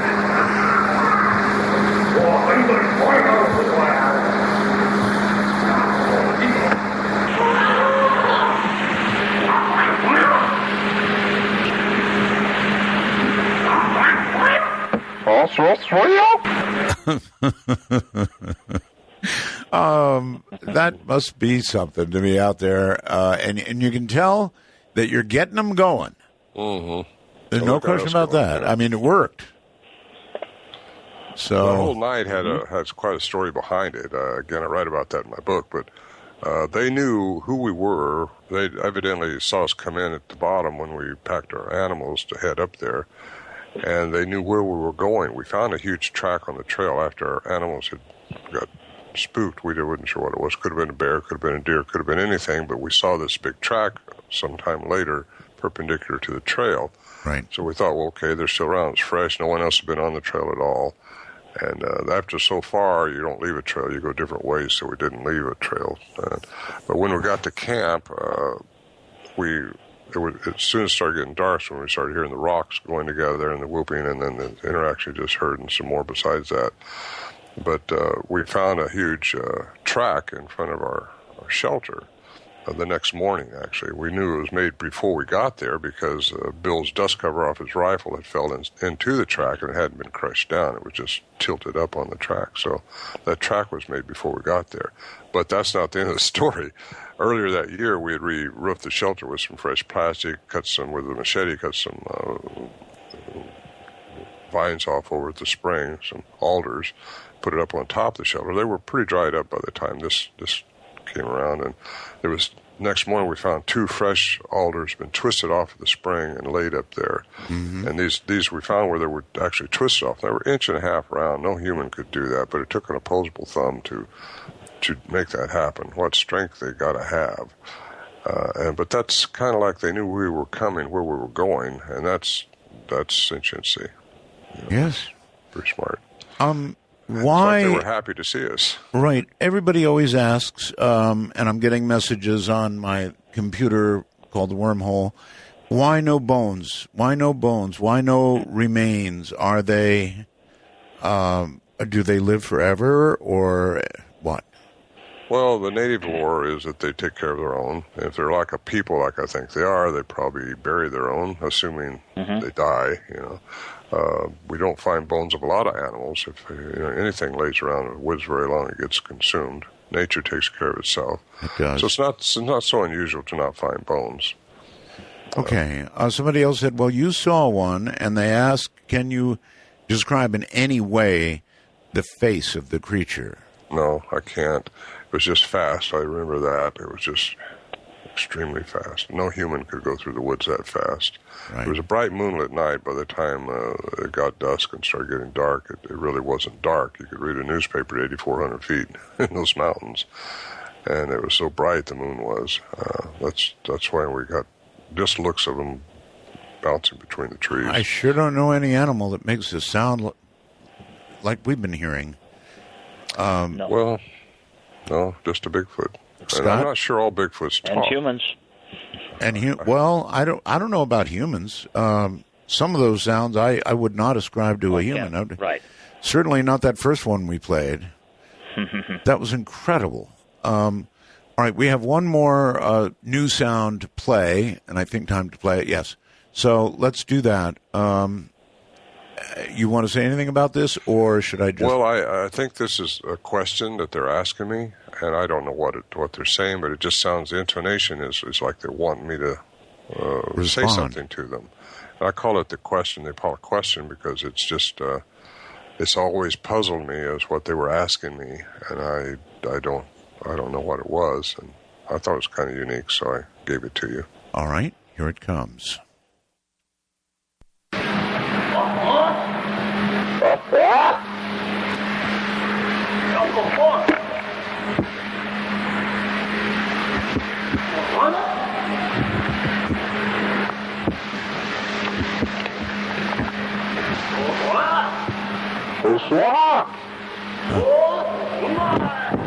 Right there, just seen movement right through there. Wow. Yes. You could almost hear an inquiry. Maybe one of the sounds you made them respond in that way, trying to ask you a question, huh? I think so. I don't know what, but we were just, again, when they started off that evening, we just ignored them. That's how you get them to come in. And we were just, we had a stove fire going. We packed a stove up there years before and assembled it after it got up there on mules. But we were just there, had built a fire, basically had our horses out, and when these things started doing all this stuff, we got our little recorders out of our saddlebags and set them up and started recording the things. But it was an exciting evening, and that's the evening that we both got to get glimpses of them. My daughter, all the guys have just about all of them, except Al Berry, got to get glimpses of these things. My daughter has seen some there really clearly, and she described it as a 7-foot-tall, slender male, and just broad shoulders. But when it turned, it doesn't turn it turns its whole body. They don't seem like they have a neck. They got to have a neck, but they don't turn their neck. Did she get close enough to see a face? Yeah. She described it. She looked like just a big black basketball player. Really? They have a very human-like face from all the reports. I've been interviewing people now for all these years. And right. They have a very human-like expressions on their face. And I have reason to believe that they are part human. And okay, I don't know about the language thing, if they all have language or not. But I think they're... Well, the ones you've been around certainly seem to. These have language. We know that. All right. Well, the nature of language would say that species wide. If one clan has language, it would essentially be species wide. Huh. Okay. All right, gentlemen, hold tight. Here we go. One more time.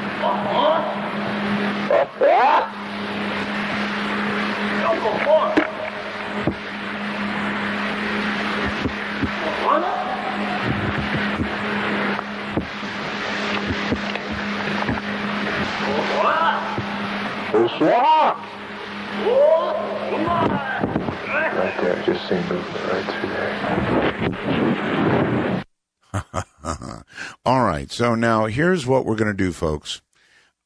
We have two experts with us, one an investigator, the other a linguist, a crypto-linguist at that, and a lot of experience with Bigfoot between them. So if you have questions about what you've heard, by all means, I'm going to open up the lines.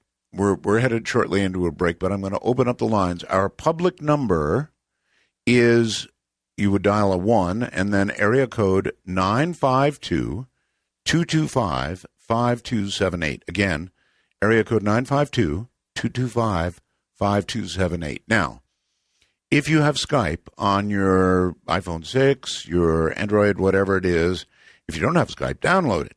When you get it, just go to the add a contact part, and if you're in North America, meaning America or Canada, you would enter MITD 51. That's MITD as in midnight in the desert, MITD 51. Then we'll be on your contact list.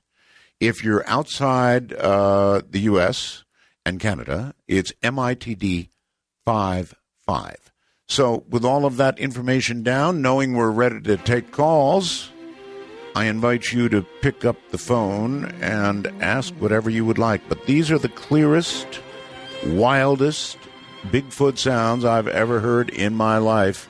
We're going to replay that, number one. That was awesome. I'm Art Bell, and this is Midnight. We have two guests with us tonight. Ron Morehead, a researcher for a very long time now, 40-plus years, and Scott Nelson, who is a crypto-linguist with 35 years experience, and we're talking Bigfoot. Boy, have we been talking Bigfoot. So, gentlemen, welcome back. I want to play that number one again because it's so impressive. I would take it that because you played it first, you probably brought it to me because it's one of your better or even best samples. Would that be fair? I wouldn't say it's the best. It's just it's one of many of the same type vocalizations that we had at the beginning, 71, 72. Most all of them sounded kind of like that, just big, confrontational. And you heard the whistle later on, and that was less, and that was the interaction, and that was in 72. Well, let me rephrase. The best I've heard tonight. How about that? Oh, yeah. Okay, we'll go with that one. All right. I should have given you more like this, I guess. I guess you should have. This was so impressive. Listen carefully, folks.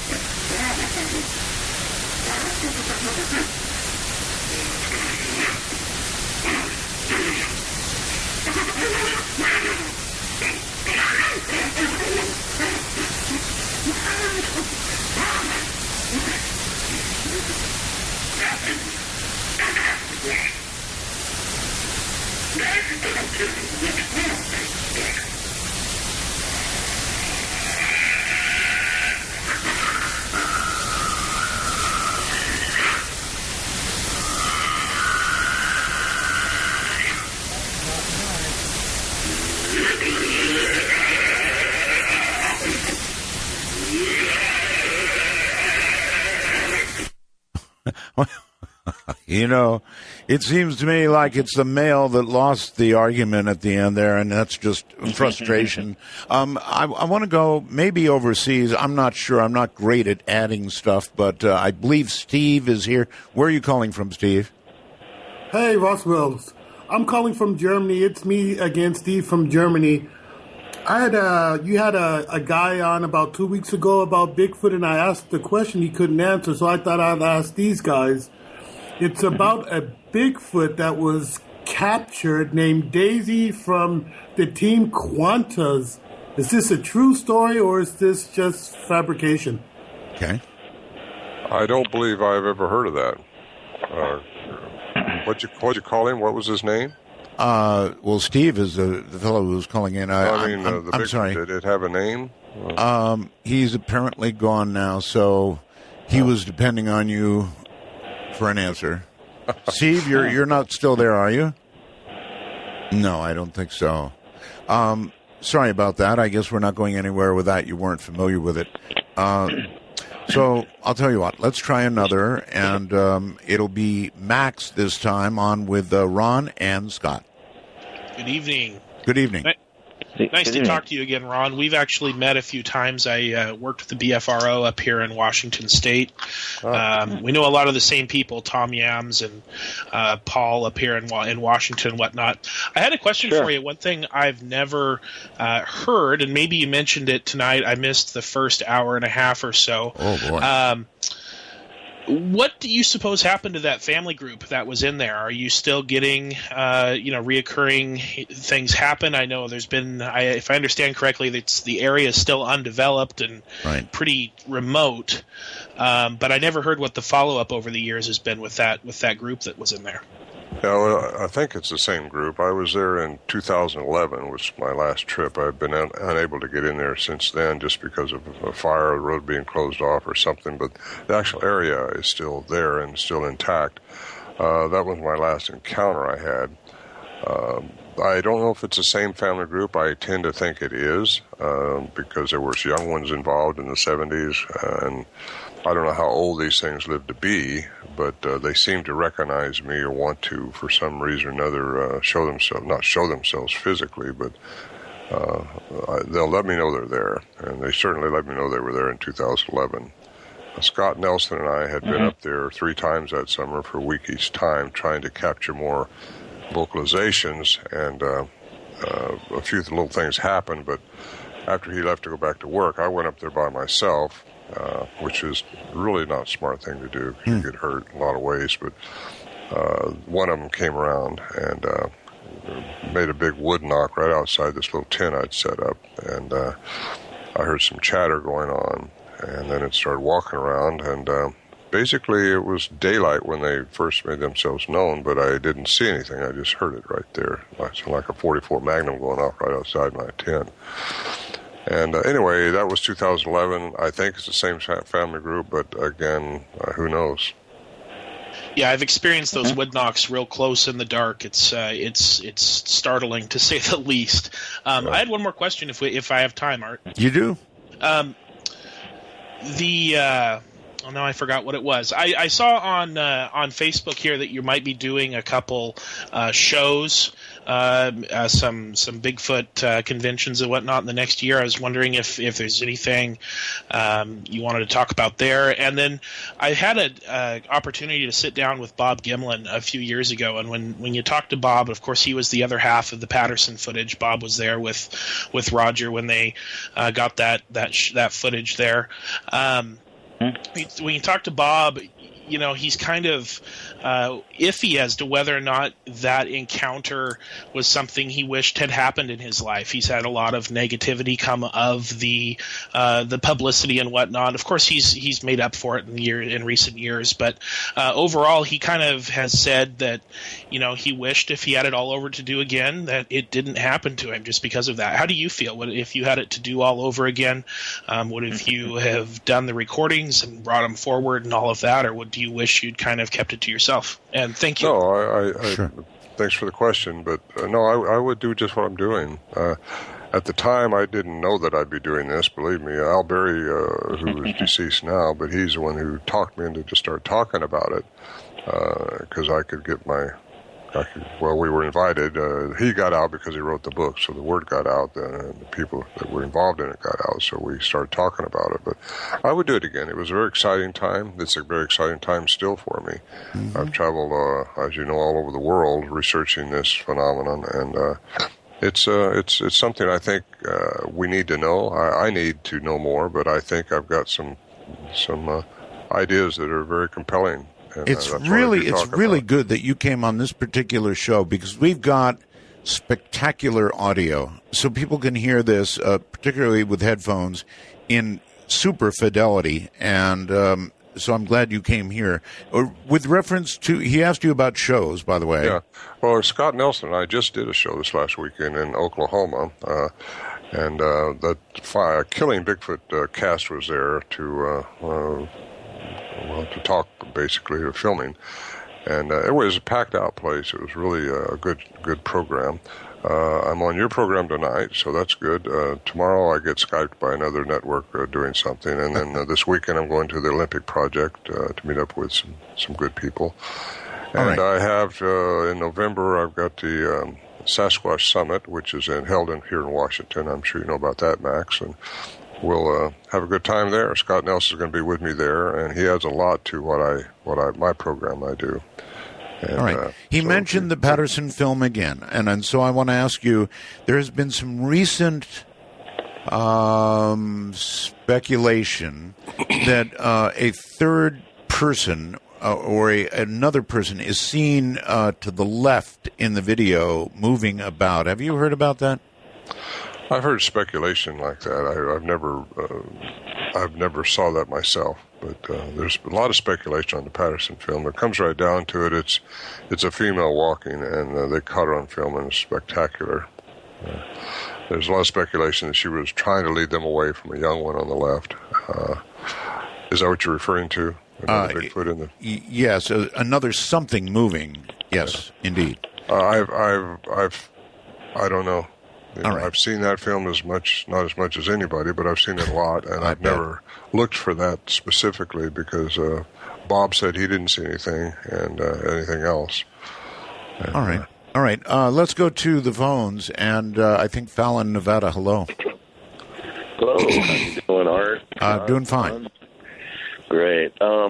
Very impressive recordings. Yes. Main reason I called is the Sierras are very near and dear to me, and I used to do a lot of backpacking for weeks at a time back in the early 80s. And the one that sent chills down my spine was the one with the rocks. My wife woke me up one night on one of our treks, and... not with rocks, I hope. Not on me, But we heard the clanking, and it sounded like guttural-type voices, but they were much in the distance. But you could definitely hear the clanking of rocks and what sounded like guttural-type communication. And they were in two different directions, like you guys said, almost a communication. I'm not going to give the location. It's just somewhere off of 395 there. But, yeah, that sent chills down my spine when I heard that one. And what kind of made me laugh and really call in is one day I took off the trail because we had a base camp set and way off the trail, and I found a pyramid of Spam cans. I don't know why they were in that shape, and it was all stacked up, but it was a pyramid of Spam cans that had been tore open. It looked like bitten into, tore open. And I just thought it was funny. It was like a monument almost. And I just kind of cracked up. A monument to Spam. Yeah. Well, I heard him say he left Spam cans, and they were old cans. And this was in the early '80s when I used to go, so I just kind of thought that was funny, and I cracked up. Interesting. Yeah, interesting. They really do love Spam, huh? Well, they ate it when we left it out, but we started taking better food up there when we packed in more with the mules and all. And anyway, they'll eat whatever you leave them as long as it's not rank. Do you think? Also left a jar of peppers open one time, hot peppers. And, hot peppers, really? It was the same night we left that raunchy meat out that I talked about earlier. I was going to say, you're trying to invite an attack? Well, it was wrong. We should have done that, but all the peppers were gone the next morning. These things came in that night, and they didn't take any more food from us the rest of that year. All right, on Skype, Joe, hello. Oh, hi. Can you hear me? Yep, sure. Okay, I got a couple of questions. Fire away. Some people talk about digital recording devices opposed to the older cassettes and stuff. Do you think that has any effect on what you're getting? Oh, I'm sure it would. I think the digital recorders are better. Cassettes is all we had during the 70s when these things were real close to us. I use a H2 zoom in now, which is very small, very lightweight. It'll record it omnidirectional, four different channels, and you can put lithium batteries in that with a large chip, and it'll last a long time. But that's. I have a question. Mm-hmm. There have been reports of people in the presence of Bigfoot with recorders, like we're talking about right now, but with batteries dying. It happens. It's happened to me. It's happened to Scott. That very night I told you when they came around my camp in 2011, when I was there by myself, I had my little digital recorder with brand new lithium batteries in it. And when I heard them chattering, I heard it going on, I turned that thing on and batteries were dead. So you've observed that as well, Scott? Oh, yes. Well, Ron and I both have. I mean, we've sat there and virtually watched the gauge on our H2 recorders. Wow. You can almost watch it drain. I get it. So, boy, that sure does put it over in the paranormal camp. Caller, anything? Yeah. Do you think that the Bigfoots can detect the digital versus the older cassettes? They're I think more everything aware makes of a vibration of some type, and it's possible they can pick up that electronics vibration. put out like a frequency or something, digital. Yeah, I'm sorry, I must have talked over you. I do think they probably can. I'm quite sure they pick up infrared. They also probably pick up infrasound and speak and probably make infrasound sounds. But everything has a vibration, and these things, trail cams, all that have a vibration. And I think probably they can do that. I don't know, or it's all speculation, but I would say yes, they could probably do that. And I don't know about the cassettes, but I don't know why they wouldn't have a vibration too. And if they can sense that, then they would know. Right. Okay, another thing I was wondering about, a lot of people talk about the smell. Yes. Can your dogs track the smell and maybe find out if they live in a cave or something? Has anybody ever tried to track them with dogs? Good point. Well, never see your dog again. No, I don't recommend people taking dogs if they're really wanting to research these things, because the dog will go after them. You'll either lose your dog or your dog will cower down. And on my second CD that I have, I got a recording of a man who lost his dog, and he just called the sheriff's department after he'd seen this Bigfoot. And it was quite compelling to listen to him, because it was all real. And it was, you hear the sheriff's department asking questions, and right when he's had the sighting, his dog had gotten killed, big German Shepherd, tossed 35 feet. In what manner was it killed? He said he heard a squeal, heard a big thunk, like it hit on the ground, and he's seen it just sailing over the trees. While we're on the subject, are there any reports of Bigfoot harming a human? No. No, not that I know of. Albert Ostman was taken away, supposedly, in his report of 1934, interviewed by John Green in the 50s, and he supposedly was kidnapped, carried away, and held by a captive by a family, two adolescents and a male and a female, in an area in Canada. This is up at Toba Inlet. I researched that when I flew over it with my plane, all for 7 hours one day, and trying to find where he was, but could not find the spot. And so you're a pilot, Ron? I am, yes. That leads to another question. There have been many people who have asked if there is any reason to think that somebody who is a pilot like you, with some sort of downward-looking heat signature, something or another, might be able to look for these creatures. I think people have tried that. If you're going to see one, it's going to be by accident. I know the technology is there, but my gosh, how much you'd have to fly to pick one up. You'd have to know the weight of it or have some heat-seeking technology that would actually, you could limit the size of the creature to 1,000 pounds, 800 pounds. Otherwise, you'd be picking up every rabbit and varmint around. Well, that's true. I would think, though, that in the winter, for example, or the colder weather, it would be very easy to spot with heat signature, as opposed to the background ground. Well, that supposes they're warm-blooded. We don't even know that, really, do we? We think they are. They're primates, but again, it would take a lot to do that, a lot of funding and just a lot of time to. Yeah, but they might be paranormal primates. That's right. You're hitting on something there, Art, that sounds pretty interesting. That does. There's a lot of enigmas associated with these creatures, and I do believe that when they're in our dimension, our three-dimensional world that we live in, four if you want to count time, that they have to respond and live by our rules. But I think they may have some alien, something in the DNA that maybe got altered from a caveman or a great ape or something. All right. Kansas City, Missouri, you're on with Ron and Scott. Hi, Art. Just Hi. a couple of things here. I'm kind of I'm thinking about Elaine right now, hearing about these spam sandwiches and Elaine's ham sandwiches and her pie. Yes. Okay. Yes. I have a question though specifically for you, Art, and it's about bugs. I know bugs has come up a few times here and there. If I brought up the name Ed or Edgar, would you be familiar with that? I wouldn't comment one way or the the other. Okay, I kind of assume so. I just I'm sorry. If you would comment on bugs. Look, and the map and all that.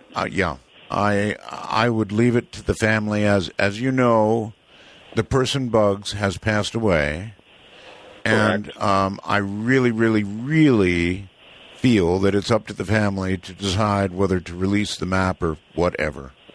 Have you heard the same thing out there that many of us have heard about the NSA showing up at his door with your map and making them take him to the graves of the Bigfoots that he? No, because my map is. Let's put it this. I don't want to talk about this, sir. I'm sorry. I respect that, and thank you for taking my call. Right, thank you for making it. You've heard the story, gentlemen, about bugs, I'm sure. I have, yes. Mm-hmm. It was very convincing. Don't know if it was true. There's no way to know, but I did receive a map. I will say no more. Kirby, hello, Kirby, on Skype. Good evening, guys. Kirby, you're very, very loud. Back away a little bit. Oh, sorry. Is that any better? Not much. Back away a little more. Okay. Sorry, guys. I just set this up here to check the audio levels. Yeah, it's okay now. Okay, great. Earlier on in the interview, guys, you mentioned that at some point in the discussion that some of the audio might have people take a second sobering thought about reaching out to these creatures, and I'm just curious if that's exactly what you were referring to there. Yes, they are bigger, stronger, faster, smart. It certainly has me. And if DNA can be manipulated or presented in, which I think it can, these things, in my opinion, are hybrids, and they possibly have alien something in them, which gives them attributes which we aren't quite understanding totally yet. Whoa! Wait! That's a whole. Hold it. That's a whole new direction you just pointed toward. You said hybrid. Yes. Elaborate, please. Hybrid of what? From alien intervention into a great ape of some type. Changing the DNA, giving them the cognizance, and given them all the attributes that humans have, basically. And we're hybrids, if you want to believe in God. He made us in His image. We are cognizant creatures, which are very unique. We have dominance over these things. That's why you can tell them to go away, and they'll go away. But there could be a very sinister reason for their existence, and they will toy with people. They will befriend people. But there's a reason they're staying so hidden behind the trees in the backwoods of America. And I have my opinion of that. And basically, I know that hybrids have been here. I've seen the evidence of it with scientists down in Peru. And again, UFOs are commonplace down there. But you're right. This is a different direction, which we haven't hit on tonight. But it's how I put the dots together. I've been hearing a lot about hybrids lately. So I am a Christian. I believe in God, and I believe that we're made in the image of God. So we have unique abilities, too, which we have not learned how to access totally. But these things, they're made in the image of something else, and they have all the things that, they have a lot of attributes. All right. Can they disappear? I've interviewed people, Art, that have said these things would disappear right in front of their eyes for a long time. I just threw those account outs. And you've never seen that? I've never seen them not that I know of. Scott and I found some tracks that disappeared. Couldn't figure out where they went. All right. Well, that's pretty good, actually, if they just suddenly end. Yeah. All right. Kirby, anything else? No, that's great, guys. It gives you pause to rebroadcast some of these recordings, as you were saying. So you might not be too keen on what you might receive back. So okay, well, that's great. Appreciate it. Right. I don't think I would take those recordings, out into the woods and just take them out and play them. No.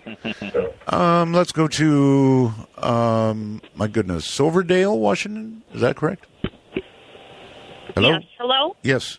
Hello? Hi. I wanted to ask Scott and Ron if that meat was rank, which it was, and they buried it, and they like to seem to eat cooked meat. Have you ever found any indication that there's any fires that they've had, with the leftover kindling or anything that they've used, or ashes or anything? Any campsites that you've seen them cook on? No, nothing. I mean, I've looked a lot over those mountains to find some type of evidence for them like that. I think they probably live in caves when they're here. Oh, and do you think that they don't have fires that would give them away? And I think they're forbidden to really interfere with humanity. Okay, we're getting sudden noise from somewhere. Oh, what kind of proteins do you think they eat or do they just convert plants to protein? All right, we're going to hold it there, Trish, because there's noise coming on your line. I have no idea what that is. All right. Okay. They're omnivores, I'm quite sure. They eat like we do. They have the protein needs like we do. The hair, the scat, and all that we turned into different facilities in the 70s, but at that time DNA wasn't up for grabs. If we had that same evidence now, we could probably get some DNA out of it. Their scat, defecation they leave is masticated, chewed, huge though, and they could tell you what it was eating at the time, but they couldn't tell you what it was. All right, let's go to Delano, California on the phone. Hi. Hi, how you doing, Art? Okay. Hey, recently I watched a show on Discovery or Nat Geo, one of those channels, where they were talking about trying to figure out if dolphins were actually speaking a language. That's right. And they actually put it on a curve, and each little squeak and everything was just like English. You open a book and count how many ands and does and ors, and you put it in a graph, and it comes out to a perfect curve, which would tell them that it's an actual language. They did that with the dolphins, and they could tell that they were actually speaking a language. I was wondering if these tapes have been subject to that type of scrutiny to find out if it is an actual language. Well, the answer is yes. Scott would answer yes to that regarding these sounds. Sure. But I think a better question is what he set up. Scott, are you aware of they're looking for language abilities in dolphins? Well, I don't know of that particular study, but it's been postulated for many years that whales, for instance, and dolphins and other animals have communicative, exchanges, right, if you will. But the difference in these tapes is that this is language by the human definition of it. We can call those other things whale utterances if you want. We can call that language if you want, but it's not language by the human definition of it. Whereas these utterances are articulated exactly in the same way that humans do. Yeah, the way I understood the study, though, was that they could take any book in any language and take all the words out of that book, throw them in, and then they start counting how many ands, buts, or this is that. Yes. Yes. Words, and then the least frequent word would make an arc. Okay, gentlemen, we've got to hold it there. Word break. Sorry about that. We don't have many breaks on this program. It's mostly content, but we do have one for everybody to relax every hour. This is Midnight in the Desert. I'm Art Bell. Dark Matter Network News. I'm Amy Martin.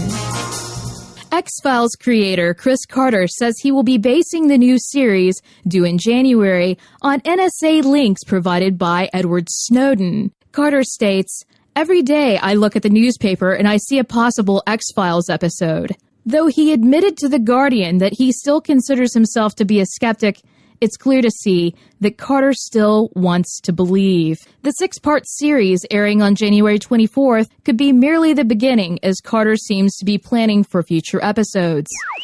A video emerged a while back on YouTube depicting a long procession of white trucks with blue and red strobe lights escorting what appears to be a large disc-shaped object being hauled on the back of a 16-wheeler. Like something straight out of science fiction, the object, which appears to be supported by at least 3 massive legs and wrapped in white plastic, initially raised numerous questions to viewers. What was this object and why was it being escorted seemingly by law enforcement? Users have reported that this object has been identified as the $813 million X-47B project, an unmanned aerial combat vehicle engineered by aerospace company Northrop Grumman. Originally intended just for demonstration, the Navy has decided to keep the vehicle in flying condition, pending further development. What's Florida man up to this week? Apparently, a Libertarian Senate candidate from Florida, who goes by the name Augustus Saul Invictus, claims to have spent a week in the Mojave Desert, where he fasted and allegedly drank the blood of a goat in a ritual sacrifice. The 32-year-old attorney, who changed his name to the Latin phrase meaning majestic, unconquered sun, admits, "I did sacrifice a goat. I know that's probably a quibble in the minds of most Americans. I sacrifice an animal to the god of the wilderness. Yes, I drank the goat's blood." Wildlife may have made a big comeback at the Chernobyl exclusion site in the Ukraine.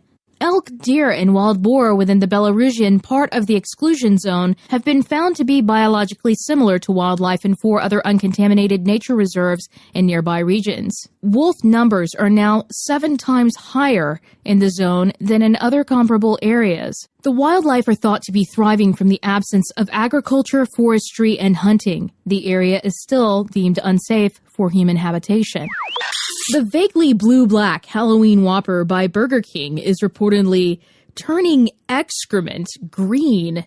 While the fast food chain won't reveal potential ingredient culprits, the Washington Post speculates that it is most likely caused by a combination of dyes in the bun. Have a strange story or a news tip? Email amy@artbell.com. This has been Amy Martin with Dark Matter Network News. Gentlemen, welcome back. You're back on the air, both of you. And this is good stuff. I mean, in terms of the Bigfoot world, it's great stuff. Here's something I want to ask about. It's rights. As American citizens, we have lots of rights under the Constitution. As it sits right now, Bigfoot has no rights.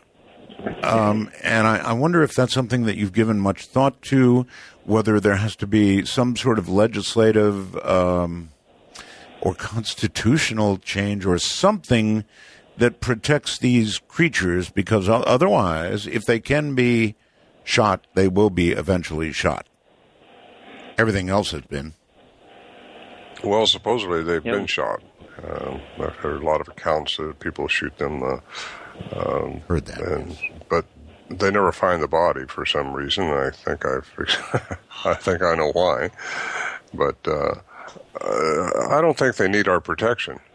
Really, I think I mentioned in the last session, I think they're here for a purpose, and basically, if I'm wrong, and I could be wrong, I'll say that, I'm still learning, but they're nah, I'm getting sleepy, Art. It's all right. No problem. I've got lots and lots of people to talk to you. For example, hello there, you're on the air. On the phone. Yeah, hello, Art. Hi. Hi. I have some questions for your guest. Ron has made several mentions of Bigfoot supposedly having an agenda, or he knows why they're here. I would like to know why he thinks they're here, and also where he thinks they came from, and if there are any different species among the Bigfoot. All right, that's a lot of questions. Well, why are they here? I guess I mentioned I'm a Christian. I believe and there is end times coming for us. If you want to believe the Bible and believe some of the things it says, there's going to be alien intervention into our humanity, stronger than it was before in the days of Noah. That was the reason for the flood. I get into the spirituality of what these things could be, what we are as spiritual beings, or what we are as human beings. And basically, I think they could be entangled quantumly by their creator, whoever it is, and I think it could be aliens. And that sounds a little out there, but I said that 10 years ago. I'd been probably locked in Looney Tunes, but I know aliens have been here. I've seen evidence of it. They could be here now. I think we need to watch for inundation of it, because they are going to offer humanity advanced technology. And that's what you got to watch for, because that's what they gave us in the days of Noah. Right. Do you believe there are different species? I believe there could be different ones. And there's many different aliens there could be different Bigfoots. I know Scott mentioned that language is species wide. Well, if they're the same species, they got different type foot. They're in Nepal. They're different. They're different.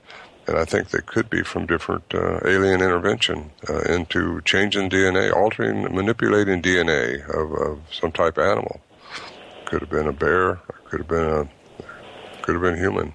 Do you make the same kind of jumps, Scott, that Ron does? Do you think they? No, I don't go there. I keep my speculation to what I'm an expert in. Right. So of course I have. Of course, I have private speculation, but I don't take that step. I try to stick with the language stuff. Okay, Kurt, hello on Skype. Hey, Art Bell. Hi. Hi, I'm Kurt from Tolleson, Arizona. I wanted to ask them, have they ever taken any pictures of them? Yes, a very, very, very good question, and the answer is no.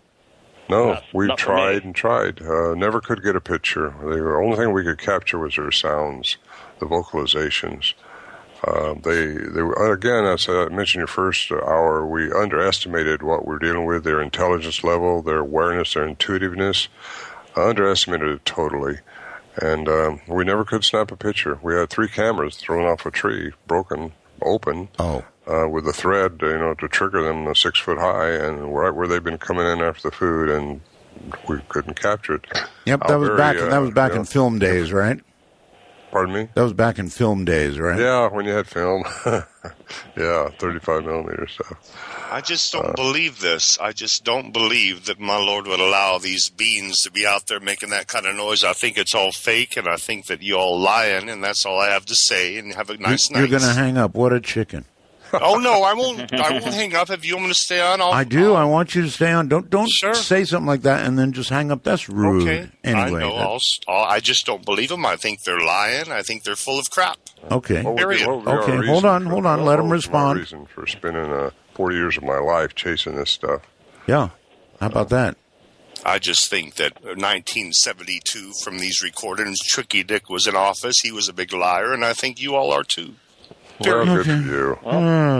You're you're judging not alone. people, and I don't judge you, so you can judge me anytime I'm you just want to. saying, like I know, my Lord would not allow these hairy beings out there making all those crazy noises. I think it's just a big made-up mess. The man that first came up with Bigfoot admitted before he died that it was a big joke. He made big old footprints out of wood and did it, and then after he did that, my goodness, the Bionic Woman, $6 Million Man, came out with Bigfoot things. There are all kind of Bigfoot things all over the TV, and now you all doing this. Actually, the Bionic Woman and $6 Million Man came out with that Sasquatch episode right about 1974 when you all say you saw him.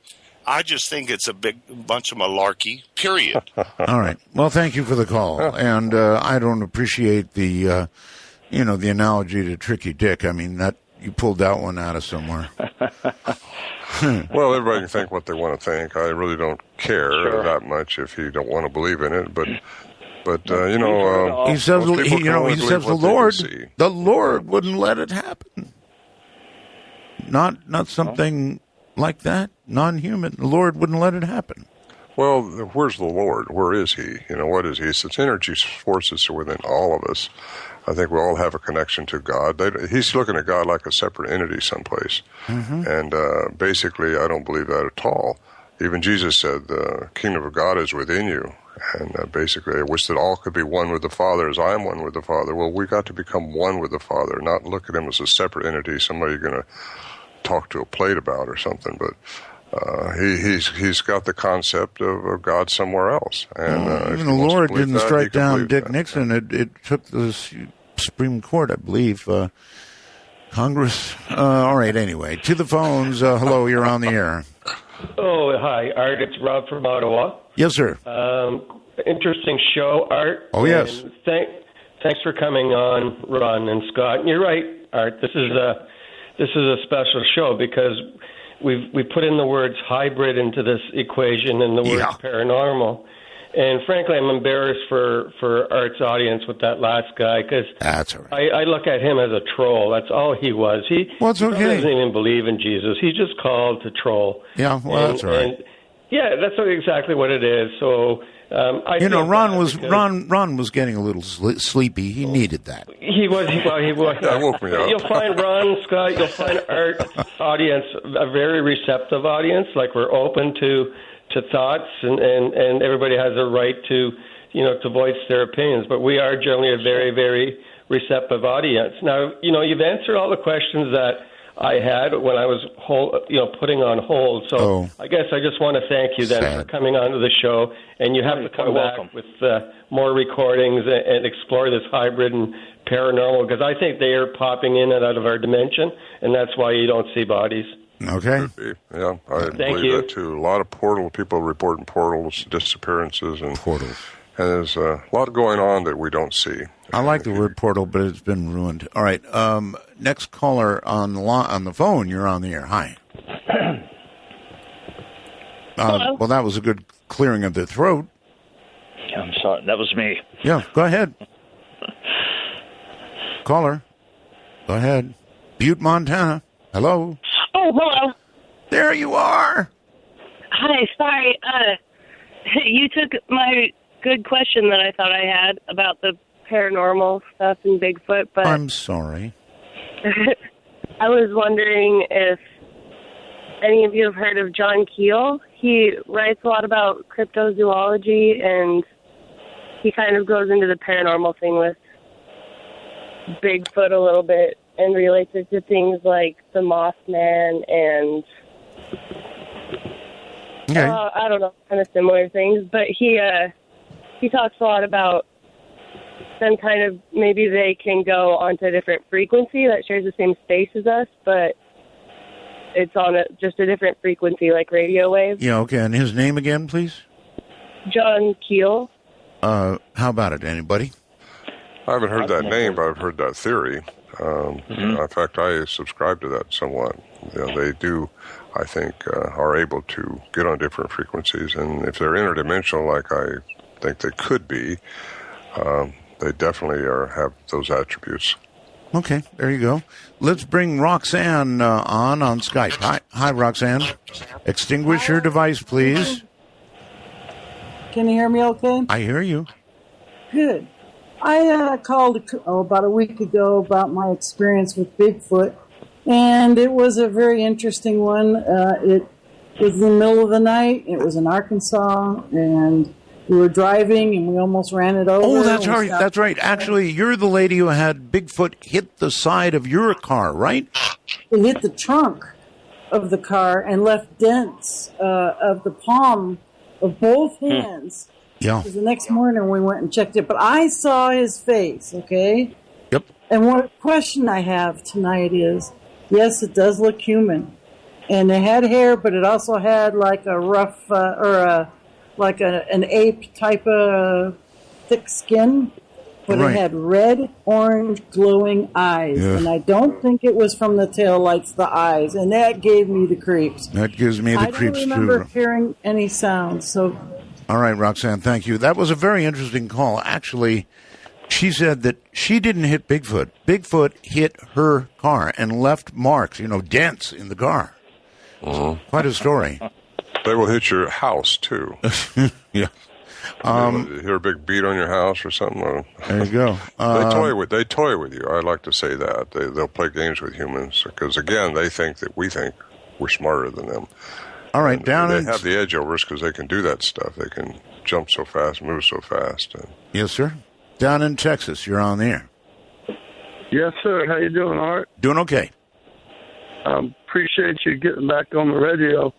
I was toiling with the radio today, and I was on 1070, and they said Art Bell's back on the radio. Me and my wife were just extremely happy because we were just listening to Somewhere in Time every Saturday. We lived for it. Well, I'm happy to be back, sir. Well, it made me feel great. I called all the way to iHeart in San Antonio, their corporate office. Where are you hearing us now? Where are you hearing us now? I'm calling you from Galveston, Texas, but I'm catching you on 1030 in Houston. In Houston. All right. Well, welcome to the program. Do you have a question? But I did do that. I just want to let you know I called every major radio station today in this area all the way to San Antonio telling Mark Bell's back on the air. You better get that boy back on the air. I'm bored. All right, sir. Thank you. Yes. Do you have a question for my guest? Yes, sir. One thing. Tell that guy he don't believe that the Lord will make any weird noises. Tell him to go down to the Houston Zoo and look at the gorillas. And also tell him to go and look at Our Lady of Fatima when that saucer-shaped sun came down to the earth and went back with 70,000 people. Well, the Lord would never do anything like that. Yeah, tell him to open up his eyes so he can see a lot of things around. Well, the Lord does many things, more than even he knows. Thank you very much for the call. I'll slip into that character. Tom calling on Skype. Hello. No, I guess not. Let's give Skinny Bob. We're going to give Skinny Bob one chance here. Hello. Going once, going twice, gone. And to the phones we go to, I'm not sure where, but on the phone, you're on the air. Hi, I'm Millie in Arkansas. Well, okay. And I want to give a shout out to Art Bell Time Travelers, first of all. And they took my question. So I've been trying to think of something to ask, and I guess a good question would be: does your guest go to the same place all the time, or does he have different places that he goes to find these? Is he just like tracking one specific family, or does he just where does he go? I mainly go to the Sierra camp. That's where I like to go because I think they know me up there. I have been all over, though. I've explored and been invited to all kinds of places. And here in the Olympics, where I am now, it seems like a real hot spot. There's a lot going on here. And can't wait. I haven't been here that long, since last February. But no, I've been to Peru, I've been to Russia, I've been into Siberia, I've been into Nepal, researching the enigmas. And basically, they weren't so much enigmas over there, just sightings and trying to find out more about them. How it might relate to Bigfoot over here, if there's a commonality in the species. Right. Do you spend the night there? Do you camp out, have tents, or do you stay in the trees? No, I don't go in the trees. In a tree, I don't think I fall out in my sleep. I don't think I can stay on the ground. Sometimes we'll pack in with horses. It depends on where I'm at, where I'm going. I have 2 horses now, and I haven't got to use them yet. It's just been so busy for me doing different things. But all I do now, so my business is out, and I'm just a researcher. And, okay, ma'am, I'm sorry. We've got to leave because the show is getting ready to end on us. Not a thing I can do about that. So I'm going to start by saying, Ron, Scott, thank you so much for being here. And anybody want to plug anything, do it now. Well, thank you for having us. Give a shout-out to Daniel in Dublin. That's in California. Okay. How about books? Books, I have a book, Voices in the Wilderness, on my website, ronmorehead.com or bigfootsounds.com. I have 2 CDs I've produced with sounds. Some of them you've heard here tonight, but basically they're each 40 minutes long. And the first one is Al Berry's story. He's an investigative reporter. The second one is my story. And the book is my 40-year chronicle of what I've been doing all this time. Excellent. Scott, anything you want to mention? Nope. Stay tuned. Stay tuned. That's just a perfect line for this show. Thank you very much. Thank you both. Thank you, Art. It's our honor. Thank you, Art. Have a good night. All right. Well, that's it, folks. We're out of time. So we'll do it again tomorrow. And by the way, there'll be an open line show on Friday, which is just when I do fun stuff. So if you have a suggestion for, I don't know, a good special line, email it to me, Art Bell, at artbell.com. Seems pretty easy, right? Art Bell at artbell.com. And by the way, I think Amy is just fantastic. Fantastic. Good night, all time zones.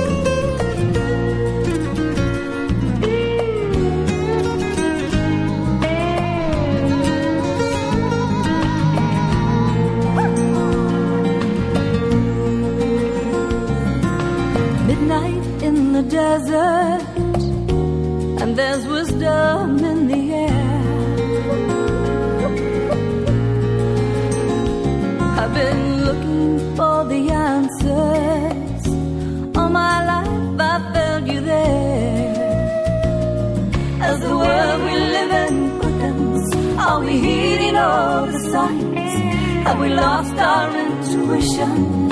Are we running out of time? Midnight in the desert, and we're listening. Ooh, we're listening to you.